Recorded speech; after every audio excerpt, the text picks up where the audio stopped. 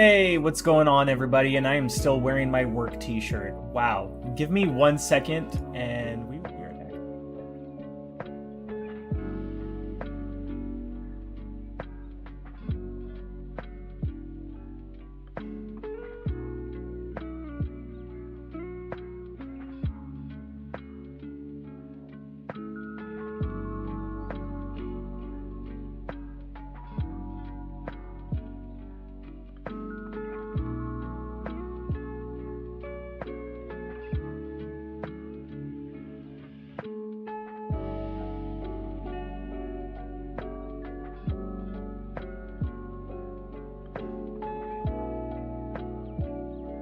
What's going on, everybody? Welcome to the P.O.G.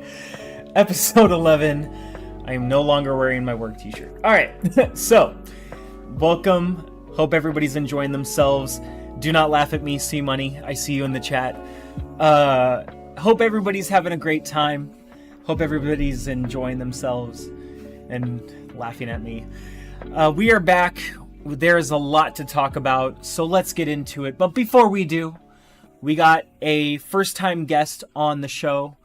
He is the host of the Two Player Podcast. He is someone who is up and coming just like myself in the scene. This man is the king of dry humor, in my honest opinion, and I appreciate it very, very much so. Without further ado, let's get right into it. Let me introduce to all of you the man himself, Matt Likes Games. I wasn't expecting that. But yeah, I mean, I guess I should plug my stuff. I mean, if you want to check me out, it's Matt Likes Games on YouTube. Videos Monday. I do a podcast with Ham Solo on Wednesday at 11 a.m. Eastern, so check that out. And then on Fridays, I've got videos. You can check me out on Twitter, Matt Likes Games.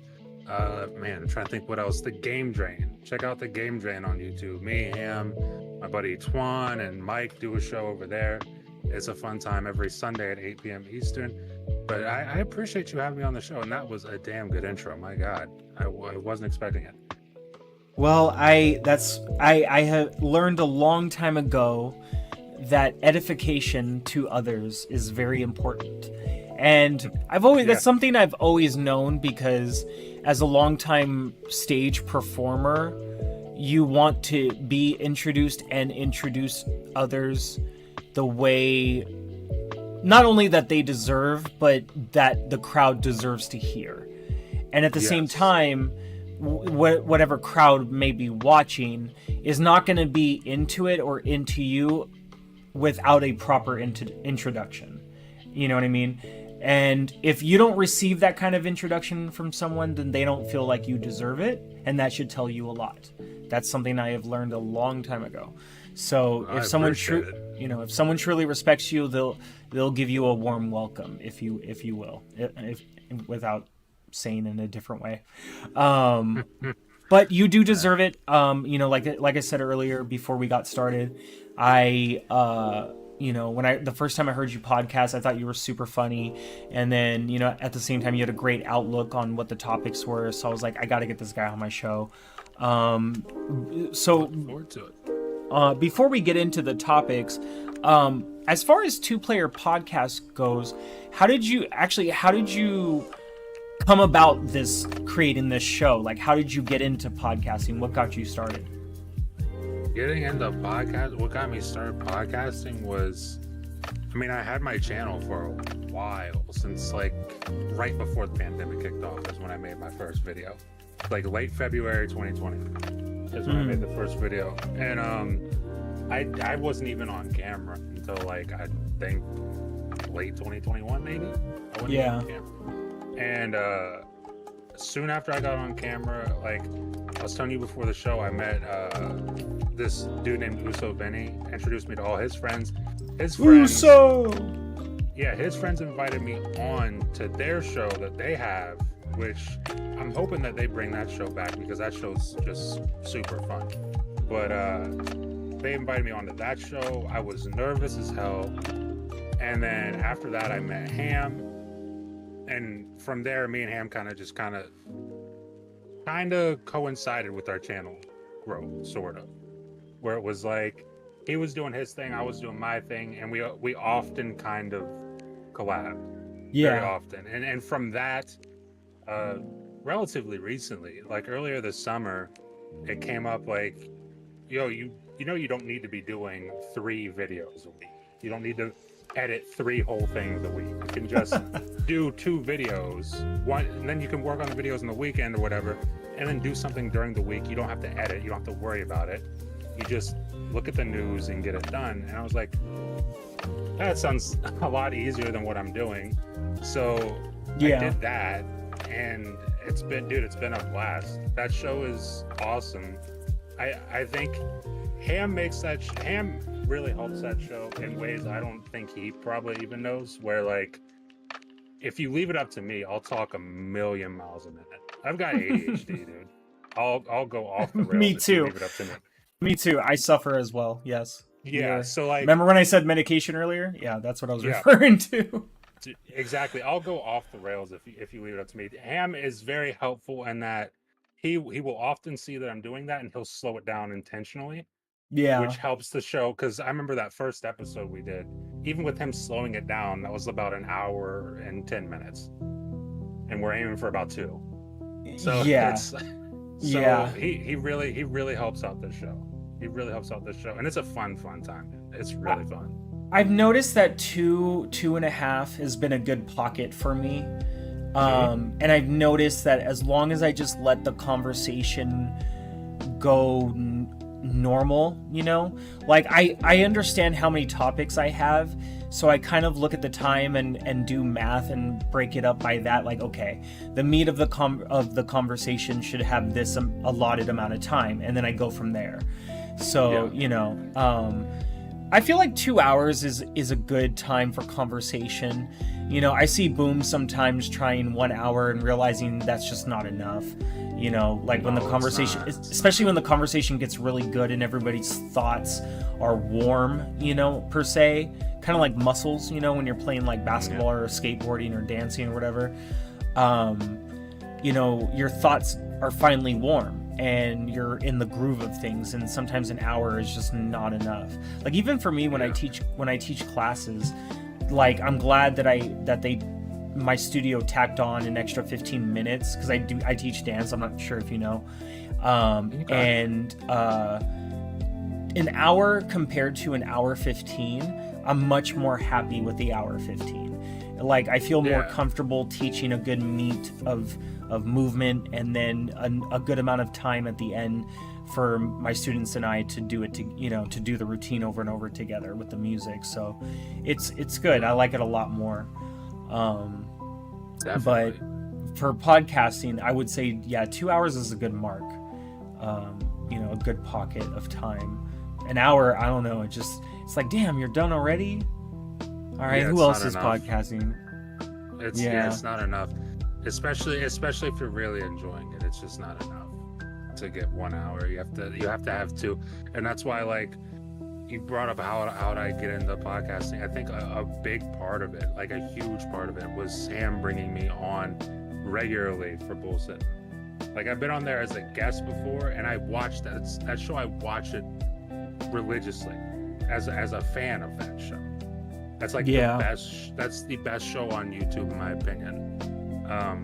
And I watched it religiously, and him having me on there every week is kind of something that helped get me more into it, more down to it, I guess. You find your rhythm, right? Yes, definitely.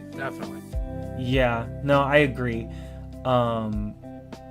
Even for me, like I'm starting to find a joy in hosting some episodes by myself, and some of the people that I looked to that liked to do that were was it XCLOUD, and there was one other person specifically. I think Kay Asante was doing that, and I'm starting to find a joy in that, because I didn't really want to host by myself, but with work and family and everything going on, it was really hard to try to get everything going, with like guests for the next week and whatnot.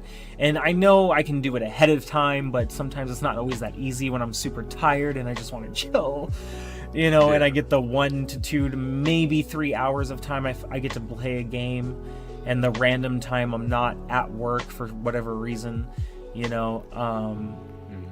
so it's just like, it's not that simple. I'm not trying to make excuses. Obviously I want this to be successful, but sometimes it's not that easy. And life, it's his life, man. That's exactly. So, but like I said, I think it's allowed me to find a joy in solo hosting.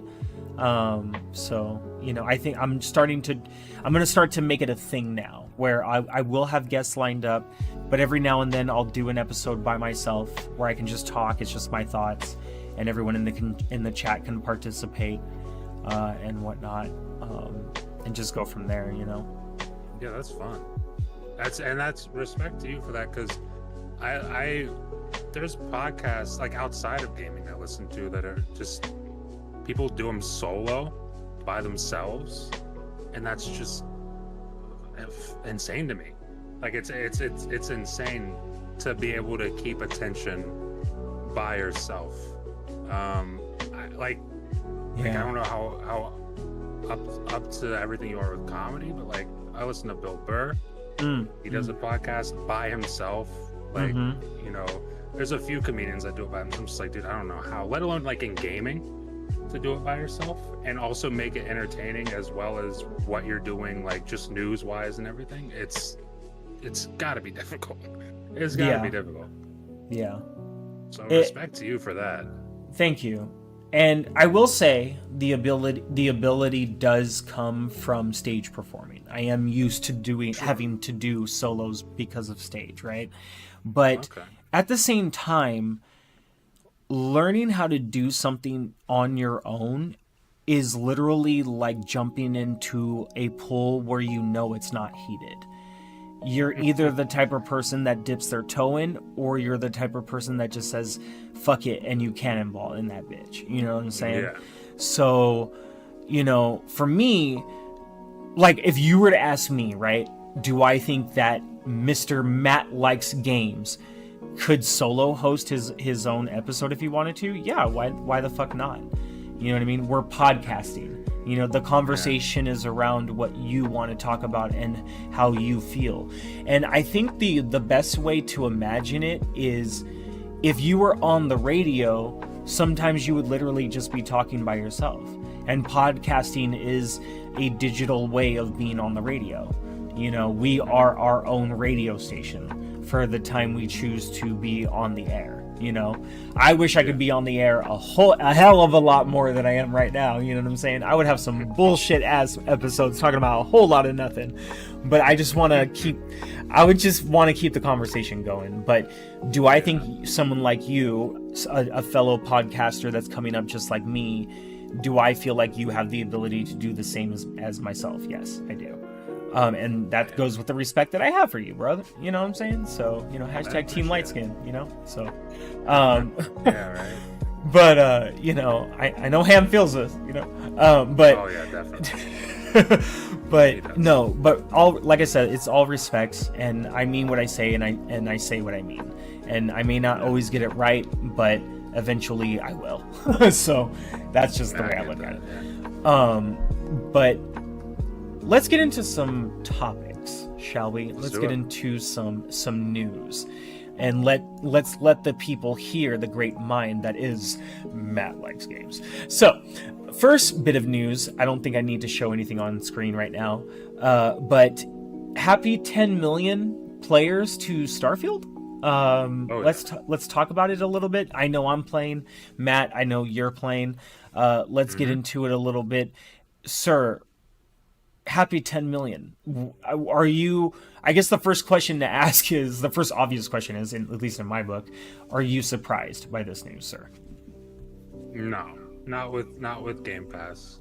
It's Bethesda. Bethesda's gonna do numbers regardless of Game Pass, but then you factor in Game Pass on top of it, it's just it's way more than they've ever had. Yeah, And that's good to see. That's good to see, honestly, because the game. I mean, I haven't played another game since September 1st. I played a little bit of Titanfall 2 because they fixed that. But outside of that, I have not played. Outside of that, I have not played another game since September 1st. It's all been Starfield. So it's like I feel about this game the way I felt about Skyrim, where it's like the only thing I want to play whenever I'm playing anything. And they definitely deserve 10 million players, and that's going to keep going up with time. So the only other game, to be honest with you, that I've had my mind on, and 2.0, if it has not dropped already, which I would be very surprised, will drop tomorrow, which will surprise me even more and kind of frustrate me because I'm kind of looking forward to that tonight, not gonna lie.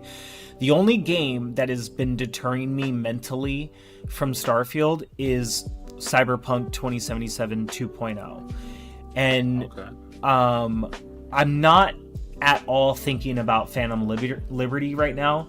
The price is great. Thank you, Jesus. I do not disagree with it at all whatsoever.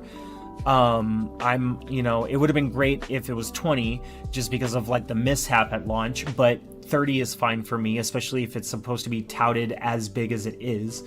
And I haven't heard one complaint from anyone that's reviewed it so far and has started to talk about it, because I know the light embargo is up, if you will.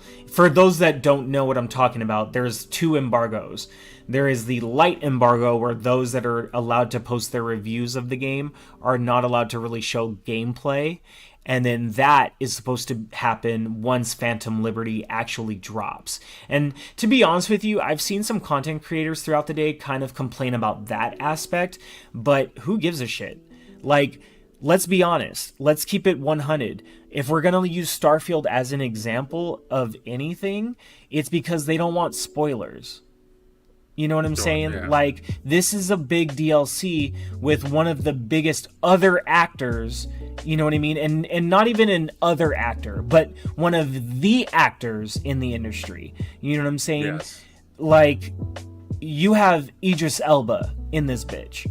Like, that alone. Like, first you had, like, Keanu Reeves. And I'm someone who's a huge Keanu Reeves fan. You know what I mean? Oh, yeah. Not everybody is. I am. You know what I mean? For sure, yeah. But whether you are or you aren't, this shit is huge, right? And then you introduce Elba into the mix? Like, come on. Bro. That's nuts. Like, that's a massive get. That's wild as shit. So, It is. you know, for me, I'm looking forward to 2.0. I'm actually really happy that that 2.0 drops a week ahead of Phantom Liberty. I thought that was really smart because they want people to start the game over. 2.0 is supposed to be CDPR's way of saying, we're sorry. Here's the game you were supposed to have at launch. You know what I mean? And you all get it at no extra cost, for free, if you want to put it that way. You know what I mean? They could have been shady and said, you know, it's a $10 upgrade, but it's completely free, you know, and it's a complete overhaul of the game. I'm excited as shit. Are you going to be purchasing Phantom Liberty straight up? Have you already?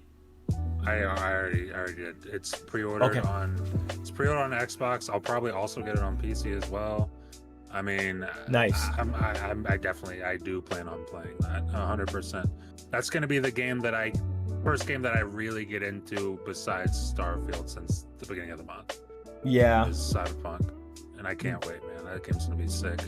Man, I just, like, you know, as the conversation is going on, my messages in the chat are starting to get more hyped. Everybody, it's funny. Somebody else said the other day that they, not to go off topic, but they noticed that I'm like the guy with the emojis, and I'm like, I'm hyped and I'm excited for everyone. And when I see people that I recognize in chat, I can't help but be happy, especially when it's during the day and I'm having to drive my fucking delivery van all day at work. You know what I mean? Like, this is the joy that I get. Okay, so you know, when I see everybody that's literally in the chat right now are all the people that I enjoy, or some of the, but most of them, like the people that I enjoy seeing. So you know, it's great.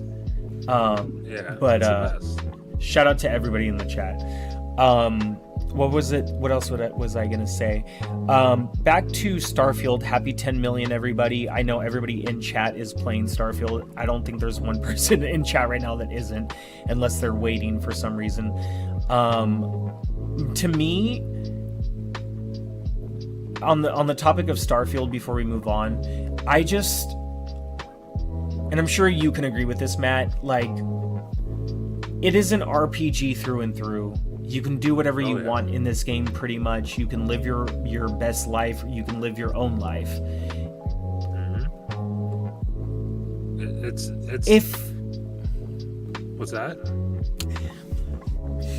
Unless you can't stand space, like that just does not interest you at all whatsoever. This is a game that I feel like everybody needs to be trying. Oh, I 100% agree. Like, there's people who I understand this game isn't for. You should try it, especially if you're in Game Pass. If you're in Game Pass, there's absolutely no... Dude, I have a friend, like, who all he plays, the only games he knows are Madden, 2K, Call of Duty. That's every year. Madden, 2K, and Call of Duty. He messaged me on Xbox. I told him to play Starfield. He messaged me on Xbox like a few days later, and he's like, "Yo, this game's badass." I'm like, yeah. It's like you have to, you owe it to yourself to try it at the very least. Even if you think you might not like it, like, screw it. You might end up not liking it, but dude, if you like it, it's going to be such a payoff if you decide to try this game. It's gonna be such a payoff. Yeah. I turned your mic up a little bit. Okay. Just to see if we can. Let me turn the music down. That's another thing too. Oh, that's something I need to get on my show, is some background music. So, every video that like has been posting, like, obviously I do monetize it and whatnot, which I don't really need to, but there was something that I've been trying, and I know everybody might not agree with this in the chat. Listening as a content creator, they might be like, wow, Dusty, you are really taking a chance. But I noticed that I am getting dinged for copyright when I'm playing lo-fi music and whatnot, but at the same time, the monetization is being shared. So I'm not getting struck, or stricken rather. I am sharing monetization with whoever the artist is. And the reason why I don't mind that happening is because, as a fellow artist myself, get your money. Yeah. I want to play, I want to feature the music that's on my channel. I'm trying to find a way, because the person that's streaming it is Lo-Fi Girl, right? Chilled, aka back in the day, Chilled Cow, right? But I want to find a way where I can incorporate that into my streams so everybody gets their shine without like stepping on anybody's toes. So if the artists get their cut of a certain section of music and I don't, cool. You know what I mean? Like, not a lot of people listen to lo-fi, but let's be honest, not a lot of people listen to lo-fi. And you know, these artists should get their shine and love and while they can. So it's kind of my way of just allowing that to happen. If I see that I get penalized in a bad way from YouTube, then I'll change things up, unfortunately. But as of right now, I'm just sharing monetization, or I have the option of muting, you know, using their beta software and muting this section of music. So, but for now, like I said, I'm good for right now. And for me, it's all about artist love. Like, you know, this isn't my music, you know, and I shouldn't reap the benefits of it. So, you know, if I can help out other artists by monetizing my videos, but they get the revenue because their song just so happens to be copywritten within this 24/7 mix that's going on, then all love. Just wanted to put that out. I never really said that before, so I guess there's my explanation for that. But to anybody, idea, honestly, to anybody else, obviously be careful. I wouldn't want anyone to take that kind of chance, especially because not everyone's channel is built the same, I've noticed. So do your best to find copyright-free music. Or my recommendation, sign up for Epidemic Sound. It is a subscription service, but it is quality music. There are obviously other websites that are just the same, but that's the one that I recommend. I love their music. It gets updated constantly. And artists that submit their music, from what I understand, get paid for it. So Epidemic Sound. If you guys want to sponsor me, let's get it. Can you play porno music? Wow, Talos. I'm going to show that comment. Oh, another moderator just handled this. Show comment. Yeah, so we'll get to chat in a second. Hope everybody's doing great. Shout out to Silent Cypher. Love you, brother. Silent Cypher actually is a G, because he has gifted, off the top of my head, I think 15 channel memberships so far. So thank you so much. Shout out to Silent Cypher. As time goes on, I will get things on the channel to highlight such things. Hold on. Is Discord voice still in this one? Oh, it's not. Hold on. Don't say anything yet. I need to transfer this. Hold on. Copy. 1 second. Ooh, almost burping. Okay. Paste. Okay, now say something. What's going on? All right, cool. Can they hear me? Yeah. Right. I forgot to add the Discord audio to source to the scene that we are on now, which is my theater scene, if you will, which we will get to in a second. Let's see. Let's add this. See how this looks. All right, cool.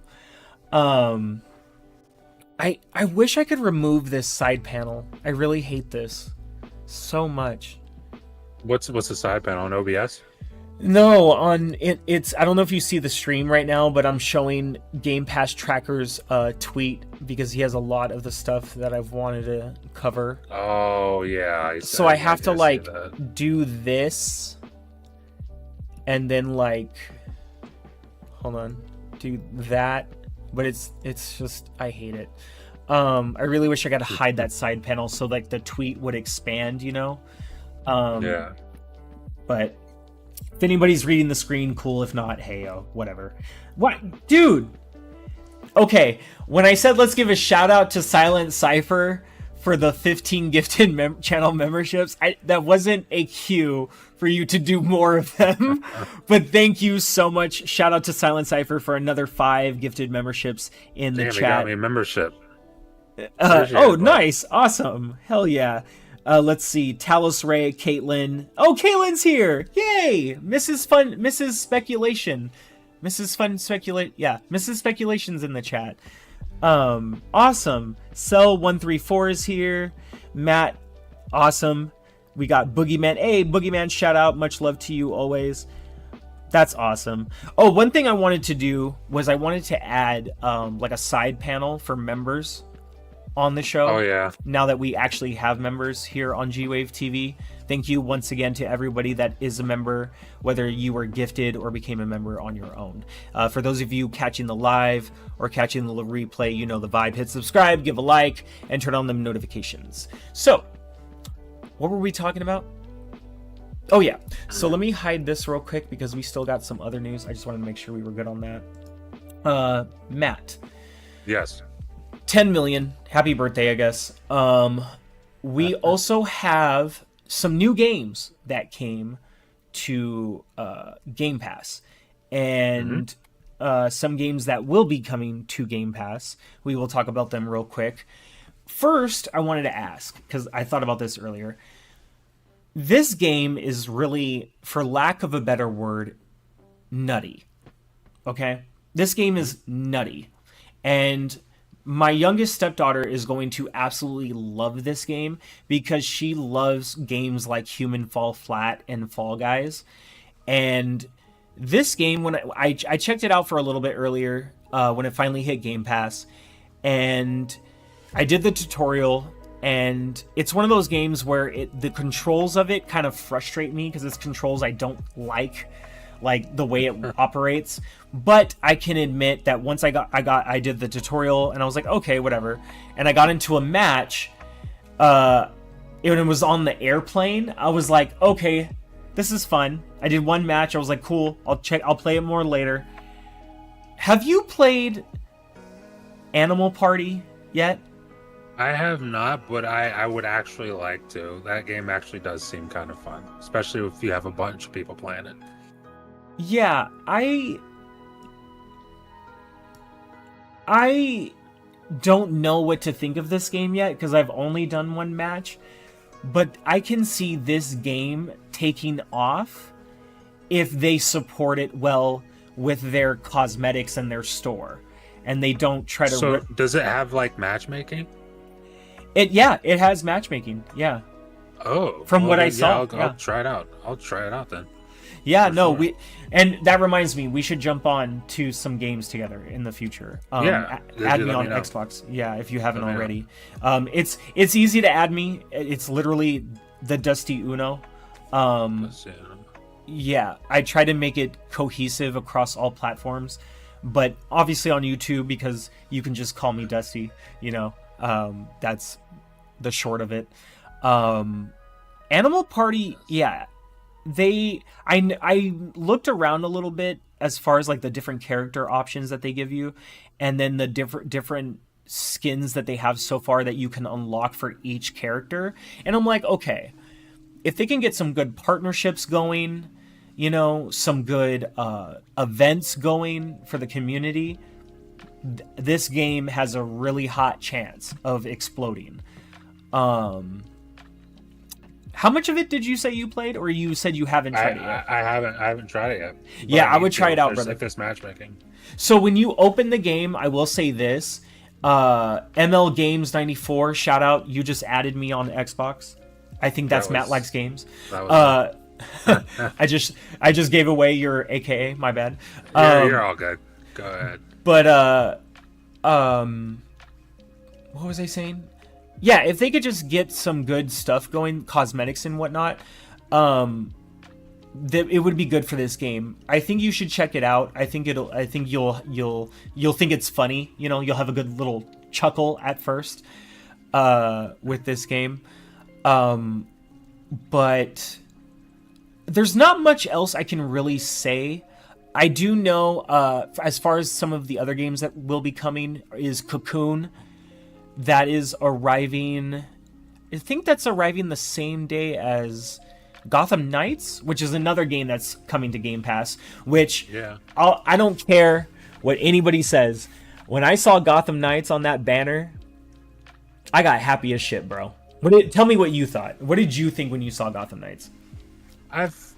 Listen, I didn't get it because my whole thing with that game, I was like, feels bad. I don't want to I don't expect this game to pop off. So I feel like it's going to end up in a service. And if that service happens to be Game Pass, then I'll give it a shot. I'll definitely give it a shot. And here we are. That's exactly what happened. And that's exactly what I'm going to do. I'm going to give it a shot. I know Ham got that game. He played it on a Steam Deck. I got a Steam Deck. I'll play that on my Steam Deck. I don't care. I'll do that. But that's definitely a game I will check out. When does that launch in the Game Pass? What's the day on that? So unfortunately, from what I gathered, Gotham Knights doesn't hit until October 3rd. And Silent Cypher, how you doing? Dolo Knight. We got Dolo Knight in the chat. Shout out to Dolo Knight. Sorry to cut you off, brother. You're fine. Yeah, no, I'm really excited, and that's a game I think we should jump on together, and see who else is down, because I know there's co-op for it.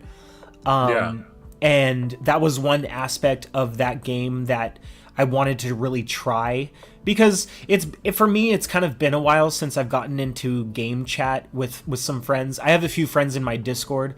I'll try to post a link in the chat soon, but I have a few friends that I would game with from time to time. But it's been kind of a while, so it'd be nice to run some new stuff. I just wish Gotham Knights was coming sooner than October 3rd, but can't have your cake and always eat it too, you know? But when it arrives, it'll be nice. Now, usually when I see dates for games like that, I usually tell myself, okay, so it says it's coming October 3rd, but that really means the evening of October 2nd? Let's look into it, you know? That's interesting, because Xbox does like to do that. Yeah. Especially as of recently. Let's see. Can I pull up my window here real quick? Let's switch to this one. And Gotham Knights is coming to all platforms, correct? Yeah, PC. It's even coming to cloud, I believe. Let's see. Thanks for you. Trying now. Coming to Game Pass. See, I hate that when they don't have everything that's coming soon listed. That annoys me. God. Because if it's not there, I'm afraid if I search it, it won't show up. Let's see. Because for some games, what they've been doing is they've been putting the... Yeah, see, it doesn't even show up. That pisses me off. They've been putting, like, the countdown, you know? Like, for example... why is this still here? Isn't this out already? Well, anyway. So, like, for Payday 3, right? You see, they did this for Starfield, which I thought was amazing. They have the countdown timer, 11 hours, 17 minutes, and 3 seconds. Yeah. So I was hoping that, freaking Gotham Knights would be right here. Man, let's see. What is for 18 days for Forza Motorsport? Goddamn, yeah, that's another game. I try to say that correctly, but man, I just want to give up. It takes so much effort. And I know that sounds so ignorant, but dude, I always say Forza, and it's like people will tell me it's Forza. I'm like, dude, I know it is, but as far as I'm concerned, it's Forza. And that's the worst. It's the worst excuse. Exactly. Like it's ignorant. It's definitely ignorant, but it's like, dude, I'm sorry, but that's Forza. That is Forza. Oh god. Like, it's the worst excuse, but bro, I'm tired. Forza. Yeah. Exactly. Oh my god, let's see what else do we got. Everybody's just looking at my Game Pass PC right now. Let's see, what games does he have installed? Well, let's see. Broforce, Coffee Talk Episode 2. So, for anybody wondering, the reason I have those two installed is I'm planning to stream them with hopefully chat participation. But I never feel like I'm ever getting around to it. But it's on my D drive, so who cares? Let's see. I have You Suck at Parking, because that's my guilty pleasure. Trek to Yomi, because I really need to go back to that game. Wandering Village, Legend of Tien Ding, because I need to do that one. I do have the Starfield digital art book and soundtrack. I need to download the soundtrack itself and then uninstall this. Starfield, Lies of P, because I'm enjoying that so far. Dune Spice Wars, because I still need to try that again. And then so on and so forth. So, City Skylines 2, by the way. Are you going to be playing this, brother? I don't think so. Those games, they have a huge following. Like, are very, very popular. But they're typically not for me. I'm not against trying it. Yeah, I'm not against giving it a shot. But I don't know if that's something that will stick for me. I'm not expecting that it will be, but I know people are going to love it. It's going to be wildly successful. And I'll just be one of the dudes on the outside being like, it's not for me. Yeah. And then you have Jusant. You have... I lost it. Jeez. Oh, Jusant. And then you have Persona 5 Tactica and Persona 3 Reload. Mind you, I've never played any of the Persona games. Same. So... I don't know if I guess Persona 3 Reload would be a good start for somebody like me. But then again, sure. I don't know. If anybody has a good recommendation in the chat, let good old Dusty know. Anyway, back to the Game Pass games. We had also... man, I had the picture in front of me too. Let's see. What were the other ones, do you remember? I was trying to remember off the top of my head, and I totally had Off the the top, of my head, the only one I really remember, because I know Party Animals because that came out the day, and then obviously Gotham Knights was like the one that everybody was talking about. Let's see real Yeah. quick. Xbox Game Pass. I totally saved it, and then it didn't want to save. This happens to me sometimes. Like I'll save things to my phone, and then it doesn't do anything for me. I'm excited for Gotham Knights. So I see on this coming soon graphic, it's Party Animals, Gotham Knights, the Lamplighters League, Cocoon, and Payday 3. There we go. So, wow, and I had them right in front of me right here too. So Cocoon, I don't know anything about that game. I didn't have time to look it up, but because it's coming to Game Pass, there have been several games lately where like Solar Ash, I checked out a little bit. And to be honest with you, if it wasn't for Game Pass, I never would have looked at that game, ever. I checked out a little bit of Gris, I believe. I do want to play Sea of Stars, but I feel like that's just not my vibe. But I've heard many great things, so I do want to play it. But as far as Payday 3 is definitely not my jam. I've never played any of the Payday games. But if there's anybody in the chat or watching that would like to run that game, let me know. Shoot me a message. Maybe I'll check it out with you. Yeah, okay, cool. Let me know. I am not streaming it because if I'm not enjoying it, that's going to be a shit show. And then Lamplighters League. This is a game I was curious about, but at the same time, is it turn-based? Or is it just turn-based? Or is it tactics? Like, I don't know. I have no idea. That's a game I don't know anything about. Outside of the name, I don't know nothing about that game. So let's see. Sneak, steal, and shoot your way through a world of pulp adventure in the Lamplighters League. Globetrot across a variety of exciting locales around the world and outwit your enemies in strategic, turn-based... Damn it. Turn-based combat. And if you play your cards right, you might just save the world. So... I am not a turn-based gamer. I get bored. Me either. I get very bored. The only game that I want to get again, and I say that because I got it on PC and I had a bad time with it, but I do know that it plays well, on console, and that's Midnight Suns, Marvel Midnight Suns. I do know that's turn-based, but it's Marvel. And the little bit that I did get to play that did work of the PC port at the time, I enjoyed, So I was like, okay, this is something I can do. Now, because it's coming to Game Pass, will I check it out? Yes, because I've heard good things about this, okay? But I do know myself, come 30 minutes to an hour, I might stop playing. You know what I mean? Because turn-based just does nothing for me. And that's just... That's just how it is. That's how I am. I respect people who try things knowing that they probably won't like, but I'm at a point with turn-based where just when I see turn-based, especially there's certain camera angles in games where when I see that camera angle and then on top of that you tell me it's turn-based, my brain just shuts off and I'm like, no. Yeah. I'm just like, no. Yeah. And it's like that's closed. That's definitely closed-minded. It's 100% closed-minded, but it's like, dude, I don't have the attention span. I just don't have the attention span for it. No, I feel you. And that's how I am too. I just realized using the PC app is actually a great thing right now. So I'm literally just using the PC app, but I'm playing the trailer of the game from the PC app instead of going to YouTube. Yeah. I think I like this now. That's a great new tool. Now, if we could have all the games on the app so I could display them. Exactly. Right. But, yeah, I mean, it looks really well done. I do like the setting, like the time period of it.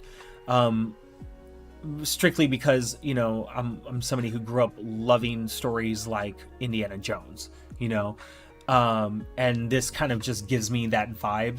I also grew up loving old school cartoons like Where in the World is Carmen Sandiego? Okay. That is a definite throwback. So I will check this out. If the turn-based aspect of it is faster than what I'm used to, you know what I mean? Like there's a quickness to the turn-based aspect that can get me through it a little bit longer than I'm predicting. But yeah, I don't know. I don't know. Yeah. I mean, listen, it's one of those games. There's certain games that hit Game Pass where I'm like, I'm absolutely not interested in that, and then they're amazing. Like you mentioned Sea of Stars earlier, I saw that. I'm like, I'm absolutely not interested. That comes out, it's like one of the best reviewed games all year. It's like, okay, I know. all right, And then I shoot myself in the foot, for that. that's just the way it goes a lot of the time for me. There we go. Sorry for the constant noise. Payday 3, you said this is a game you would like to try. I'll definitely try that. So, did you play Payday 1 and 2? Nope, I've never played Payday. Alls I know is it's bank rob, it's heists. That's all I know, and that sounds awesome. Multiplayer heist, first person shooter as well, which I love that. So I'm definitely on to play that. I'm interested to play it because I've never played Payday. Never played it. I've never really watched anyone play it either, so I don't know anything about it. Yeah, I kind of didn't want to watch gameplay because when I was already looking at the type of game it is, it's not necessarily my cup of tea, like I was saying. So I didn't really want to watch too much gameplay because I didn't want to dislike it more than I already probably would. And not saying it's a bad game, but just disliking it in the aspect that it's not a game for me necessarily. And sure. So now that I have the trailer playing right now, I do like how it looks. It looks fun. It looks promising. I don't know anything of the Payday series because, like I said, I've never played them. But if you're willing, if you want to jump in and you want to run a squad in this, I'll give it a try. I do know it drops tomorrow, but I thought it was already out, unless that was an accidental launch that I saw yesterday. But yeah, I thought it came out on the 18th. Yeah, I could have sworn this game was already out, but it's saying the 21st, so I don't even know what's going on. But like I was saying to everybody else, let me know. Shoot me a message. And then, we'll get into it. I wish I had Cocoon to show. I don't think it's here. Let's see. No, it is not. All right. So that pretty much does it for the games that will be coming to Game Pass soon. What I will be doing is, as Cocoon arrives, I will be featuring it more on the channel. But I just want to keep it pushing a little bit for right now. I know it's been a long day for everybody. I hope everybody's feeling great. Hit that like button if you haven't already. Hope you're sipping or smoking on a good one. And let's keep the vibes going. Was there anything else that you wanted to say either about the 10 million for Starfield or the Game Pass games? Ecstatic for Starfield, ecstatic for Bethesda. They deserve it. The Game Pass games are exciting, but it's something. A lot of those are something I'm gonna have to try because I don't know yet. But I'm excited to give a few of those a try. What happened? Why did it do that? No. There we go. Cool. Just exposing you. That's all. But yeah, no, I'm just as excited. Like and seeing Gotham Knights added to it was a good icing to the cake, because Gotham Knights could have not have been attached, and I think this still would have been a good group of games coming to Game Pass. But just throwing Gotham Knights in there, I thought was a good little sweetener to my coffee, if you will. Yes. That is Game Pass ground. So let's keep it pushing, shall we? Let's move on to a bit of news. Let's see, which one do I want to discuss? let's discuss Tokyo Games Fest first before we get into Mm-hmm. the meat of the discussion, and this is not it. Let's go back into the other scene. All right. Let's discuss Tokyo Games Fest for a bit. Predictions, if you will. If you guys have any Tokyo Games Fest predictions in the chat, please let us know. If there's anything that you guys would like to see, please let us know. Before we do though, let me go to the chat real quick. Let me try to catch up.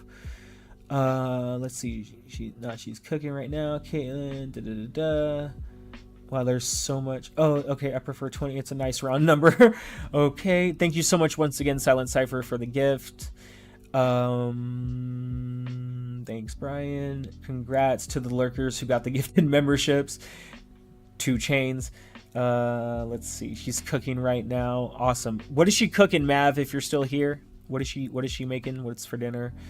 C Money says Silent is the man. That is true. And so kind of Silent says I'm really an asshole. It's all a facade. Whatever. Shut up. Probably. We were playing Animal Party earlier as a family. Nice. It's like a cute version of Gang Beasts. Okay. That's a good aspect on it. Matt likes games, needs to play it then. Silent, you're not fooling anyone. Appreciate, bro. Also, I'm a bald man. You are not alone. Just came through to say what's up. Gotta hit the sack early. All right, Dolo Knight, we'll head out whenever you got to, but thank you for stopping through. Talk to you guys later. Let's see. Great to see you, Matt. Silent says, great to see you, Matt, on the show. Silent, we gotta get you back on the show, brother. Let's see. Poison Maniac, my internet went to shit. Oh no, that's not good. Cocoon was at the Xbox showcase in 2022. Nice. Awesome. Oh, okay. I will do my research on that one. I give Gotham Knights a squiz, says Talos Ray. Poison Maniac says he's also interested for Payday 3. So if you'd like to party up with us, that'd be dope. Let's see. Talos Ray is using every single one of the emotes that I have. Thank you, Jesus. Let everybody know that you can use them. Talos Ray says, I couldn't get into Payday. Poison Maniac says, have they fixed Gotham Knights? Have they? Actually, that is a good question. I do not know. Do you know? That is a good question. I have no idea. I know it wasn't the best at launch, but I mean, hey, how long after launch are we? We're about a year, right? Has it been a year? I don't know. Yeah, I thought they fixed the frame rates. I thought it's finally updated to 60 FPS and all of that. I don't know. Not on console, it's not. I'll tell you that. Well, I heard the main issue was the FPS for people. Yeah. For me, it doesn't work for every game. I have to say this, okay? But cinematically speaking, some games can get away with 30 FPS. However, if it's not a solid 30 FPS, no, hell no. You know what I mean? Like, no. So, Talos says, the all digital, I don't like. Imagine if they show new Doom. Yo, shout to Silent. Okay, cool. So we are updated on the chat. Be sure to send in your super chats or super stickers or what have you. Use them emotes, please. Go wild. I hope you guys like the emotes. I will try to have better ones coming in the future. Mr. Matt likes games. Mm-hmm. Let's go to you first. Yeah. Since it's just you and I. Tokyo Games Fest. Tokyo Games Show. TGS. TGI Friday. Yes. TGIF. I am hungry now. Right. This is going to be a big show because, and I don't know if you have seen on Twitter alone, but I've been following a few different content creators and prominent people, if you will, within the Xbox Japan community. But gaming itself, not just for Xbox, but itself in Japan, just like over here, seems like it's been hitting a good boom this generation. People just seem more excited for games and wanting to game. Yeah. However, with that being said, I've been seeing a big boom within the Xbox side of the Japanese gaming community. So for Tokyo Game Show, this is looking to be like a pretty big show, a pretty good show, maybe potentially an even great show. But as far as Xbox is concerned, what is going to happen? Because as far as I know, and as far as I'm concerned, this is Xbox's, third summer show? Post-summer show? If you will. Like, this is not just Xbox showing up at TGS. This is Xbox having a show at Tokyo Game Show. That's how I see it. This is going to be a show. So, with that being said, what are your top 3 to 5 off the top of your dome predictions for Xbox and Tokyo Game Show itself? See, I don't know about Tokyo Game Show itself, and I'm not gonna lie, I don't know too much about like Japanese gaming. Gotcha. So I know the big thing that everybody's asking for and would be cool to see is like the most obvious one, which is like some acknowledgement that Final Fantasy VII exists on an Xbox. Just any sort of acknowledgement, because that's like the one, especially if it came to Game Pass, because I'm someone who's not big into Final Fantasy, but if it came to Game Pass, I'd give it another shot, because I tried it in PlayStation Plus and I didn't stick with it. But now, let me stop you right there. Okay. With that being said, as a footnote to the overall question, do you want it to come to Game Pass to to be announced that it's coming to Game Pass now in literally a few hours, because the show literally starts at 2 a.m. our time. Well, 2 a.m. my time, because I'm on the West Coast. 5 a.m. I believe your time. I might be insane enough to go to sleep after this podcast and then wake up to live stream that, because I know I'll be one of few channels to do so. But we'll see if it actually happens. But do you more likely think... Okay, let me ask it this way, because I'm kind of asking it weird. Do you think it'll be announced to Game Pass day and date coming now, or do you think it'll be announced coming... And I say day and date, I know that's kind of weird, but do you think it'll be announced coming to Game Pass, but at a later date? After it comes to Xbox. You mean like it'll come to Xbox, but then later it'll also come to Game Pass? No, I mean like because the rumor is, or the want, if you will, in the community, is that Final Fantasy VII Remake is coming to Game Pass. Not just coming to Xbox, but it's coming to Game Pass.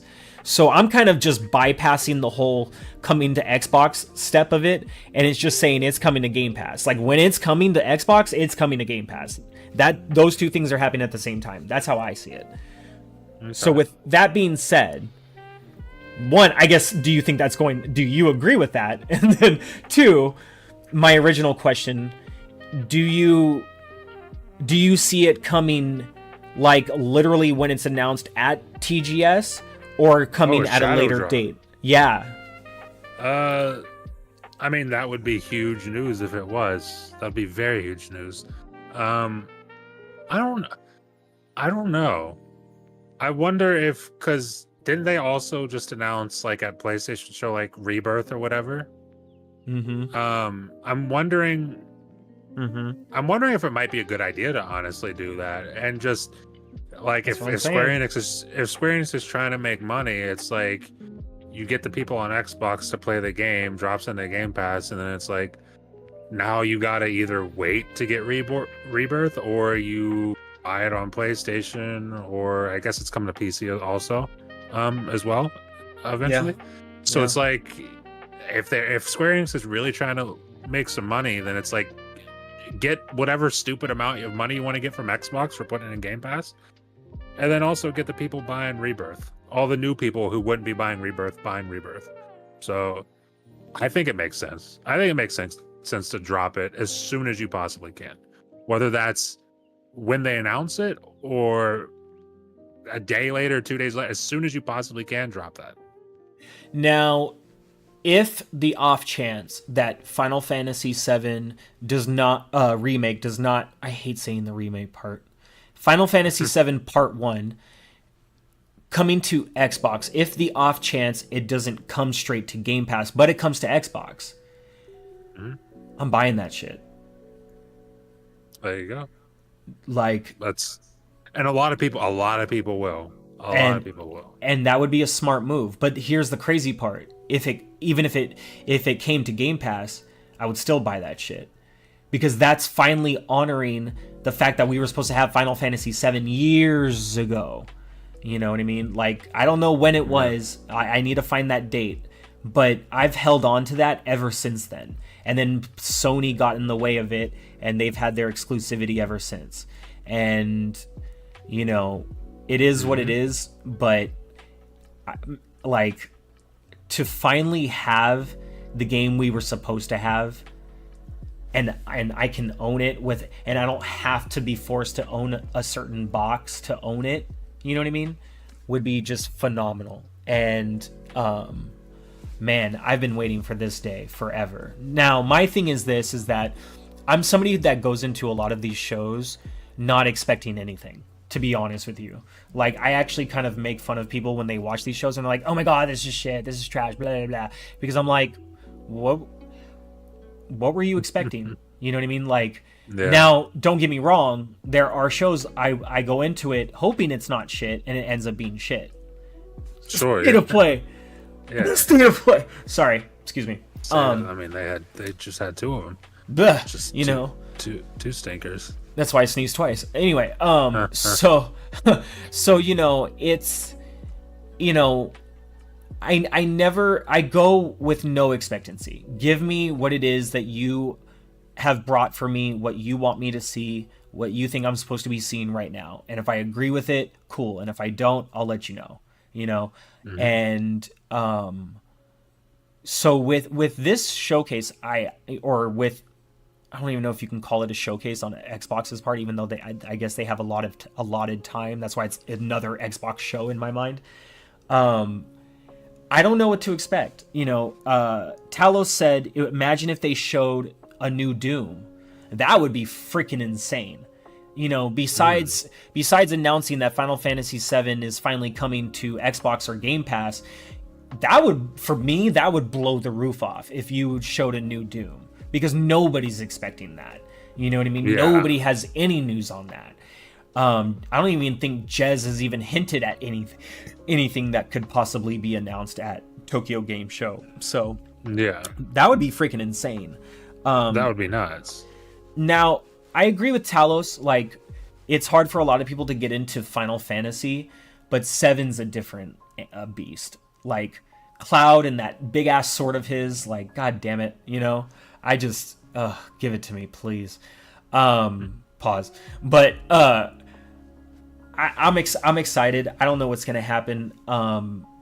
You know, but that's as far as Final Fantasy is concerned. The overall question was, you know, do we think that Final Fantasy VII itself is going to be announced, you know, coming to Xbox finally? They did just announce Rebirth at the PlayStation show at State of Play. It would, like you said, it would make sense. You know, if we don't see it, that would actually surprise me. I'm not expecting to see it, but it would surprise me not to. I don't know if that makes sense to anybody, but I don't know. It's just, it's not so much the State of Play, but it's the previous, the Final Fantasy Expo that went on, that Phil showed up at, you know, where him and the new CEO were up on stage, you know, smooching and whatnot, and pretty much saying, like, things going forward are about to be different. Well, yeah, you know, a few other people on their podcast said, and I agree with this, man, I really need to remember who says what, but I'm at work during the day and all I can do is listen. But they made a good point that you know, if that's what you're going to say at the Final Fantasy, expo, and then not follow that up with something potentially big at Tokyo Game Show, it would be a lost opportunity, so which is why it's like I'm not expecting to see anything, but it would be very surprising. Now, if we don't see Final Fantasy VII for whatever Sony PlayStation reason, maybe we see Final Fantasy 16 in some sort of announcement, because we have the announcement for 14 online. So maybe we see something for 16. I don't know. Outside of Final Fantasy, though, as far as Xbox is concerned, what else do you think they could be coming with? And have you looked into anything, any sources that you might have, like anything you'd like to see?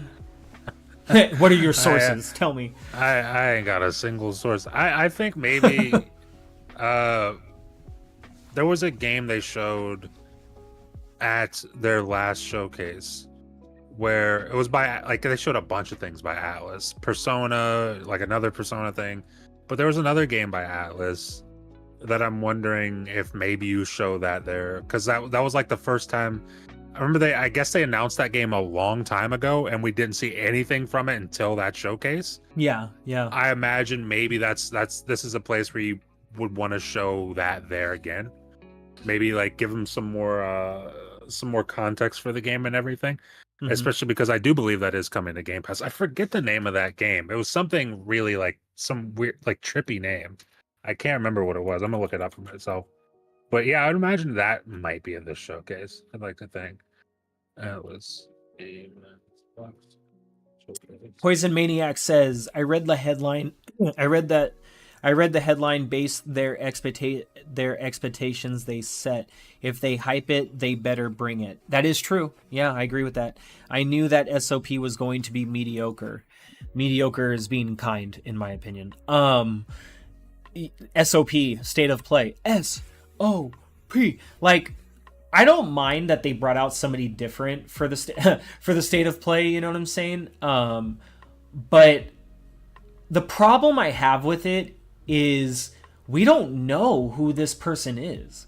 And yeah, I agree, you use these events for us as the community to get to know who these people are, but I don't know, like, I don't know what's happening at Sony right now. I mean, I do feel like Jim Ryan is being kept from showing himself for whatever, obvious reasons. Who knows? And I don't mind the person that we got at this state of play, but trying to find batteries for Jim Ryan somewhere. Can she be active on their social media or something? Can she introduce herself, beyond just the state of play? Like, that's the only, as somebody who looks at the marketing of things, it felt so, what was the point of this show? Not what was the point of this person. Bring her back. But if you're going to bring in new faces, can you have these new faces engage with the community so we know this is who we're going to see at the show? Like, before we saw Sarah Bond, or even after we saw Sarah Bond, she was active with the community. She let us know who she was. You know what I mean? So it's just so weird that PlayStation can't. If you're gonna do things the PlayStation way, at least take from your competitor what works and then do it your way. You know what I mean? Come on, I just don't understand the disconnect. It's really weird right now. Talos Ray says they're all upset at Sony. Talos Ray also says Starfield. That game is called Metaphor, the game I was talking about by Atlas. That's Metaphor, right. Yeah. I don't even know if I'm saying Ray Fantasio. I'm not entirely sure, but yeah, that's what it's called.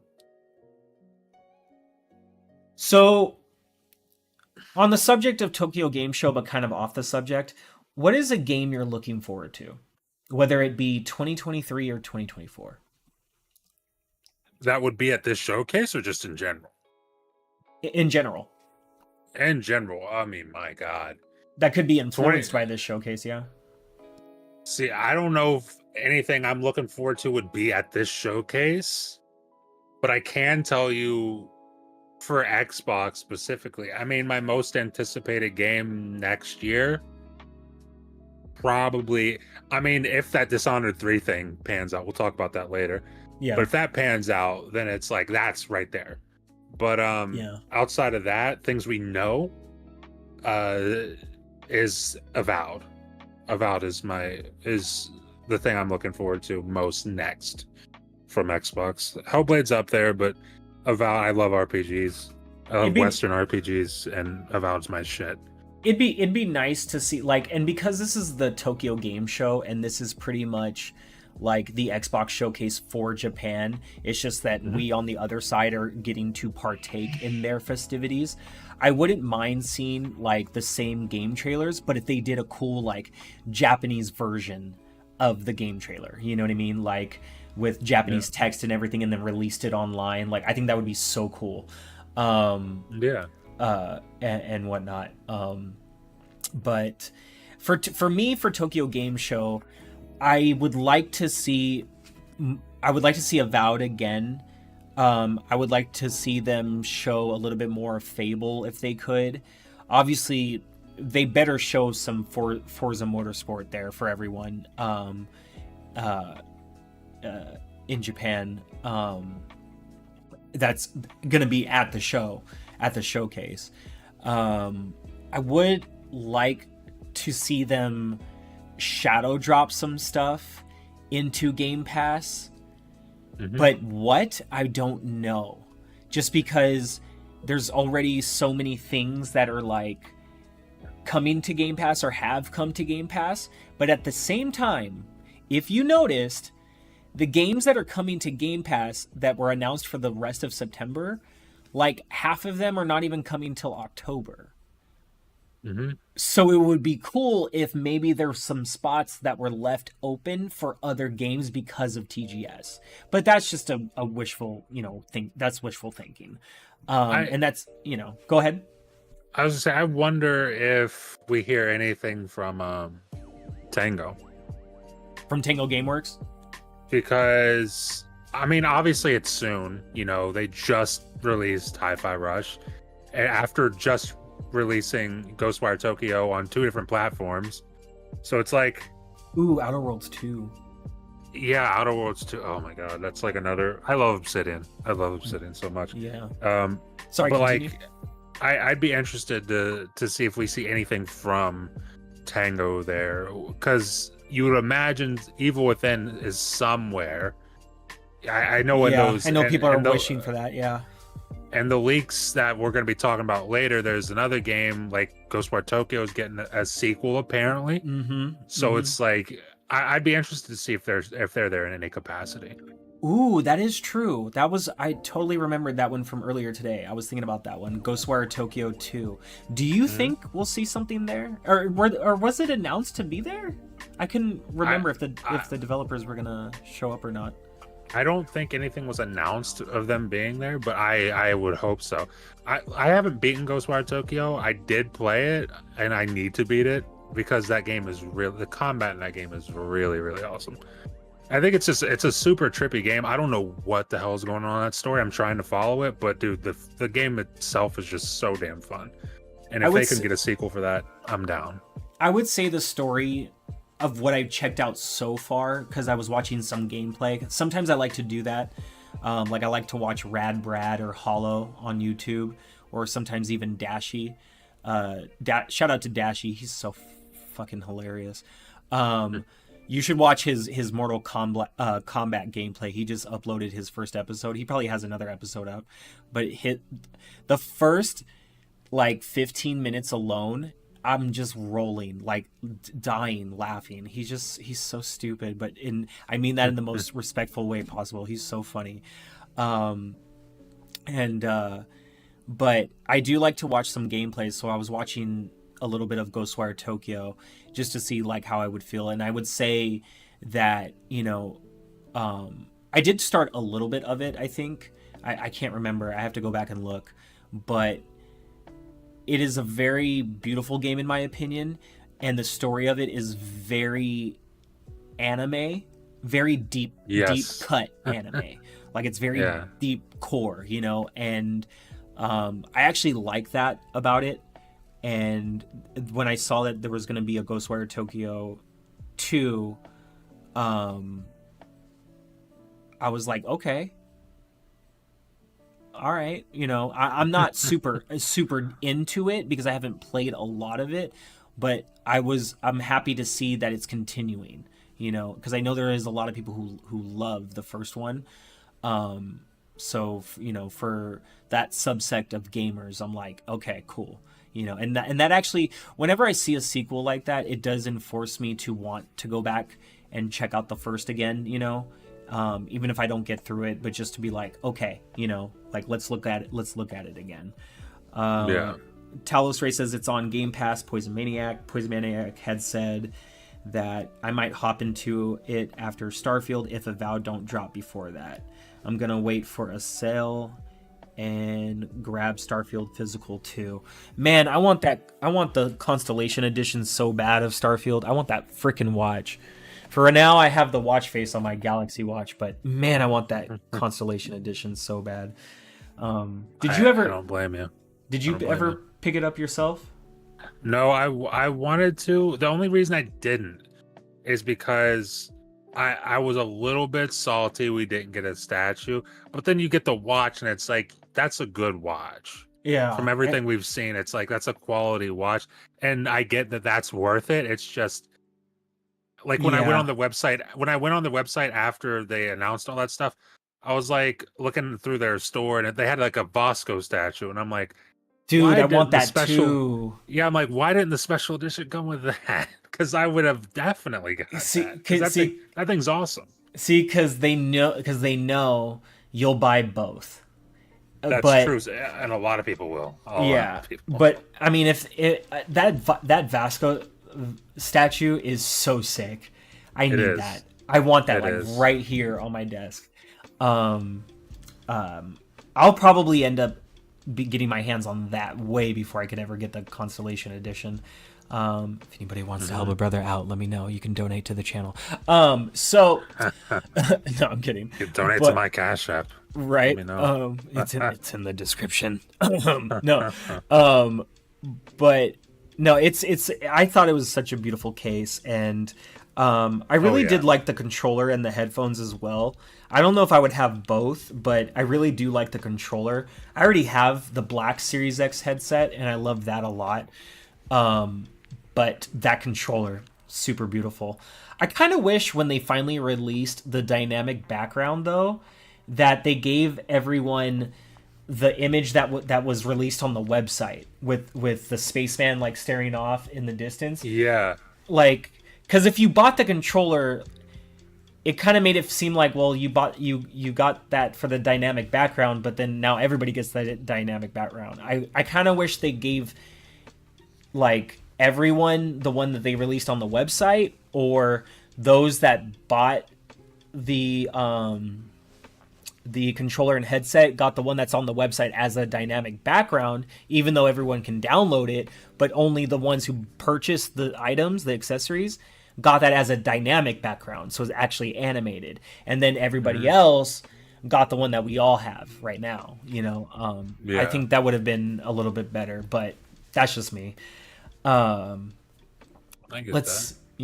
see what else. Tokyo Game Show. Well, I mean, that's pretty much it for me, because to be honest with you, other than hoping to see a few games we've already seen and seen more detail on them, the only thing I'm really thinking and hoping and wishing for is Final Fantasy VII on Game Pass.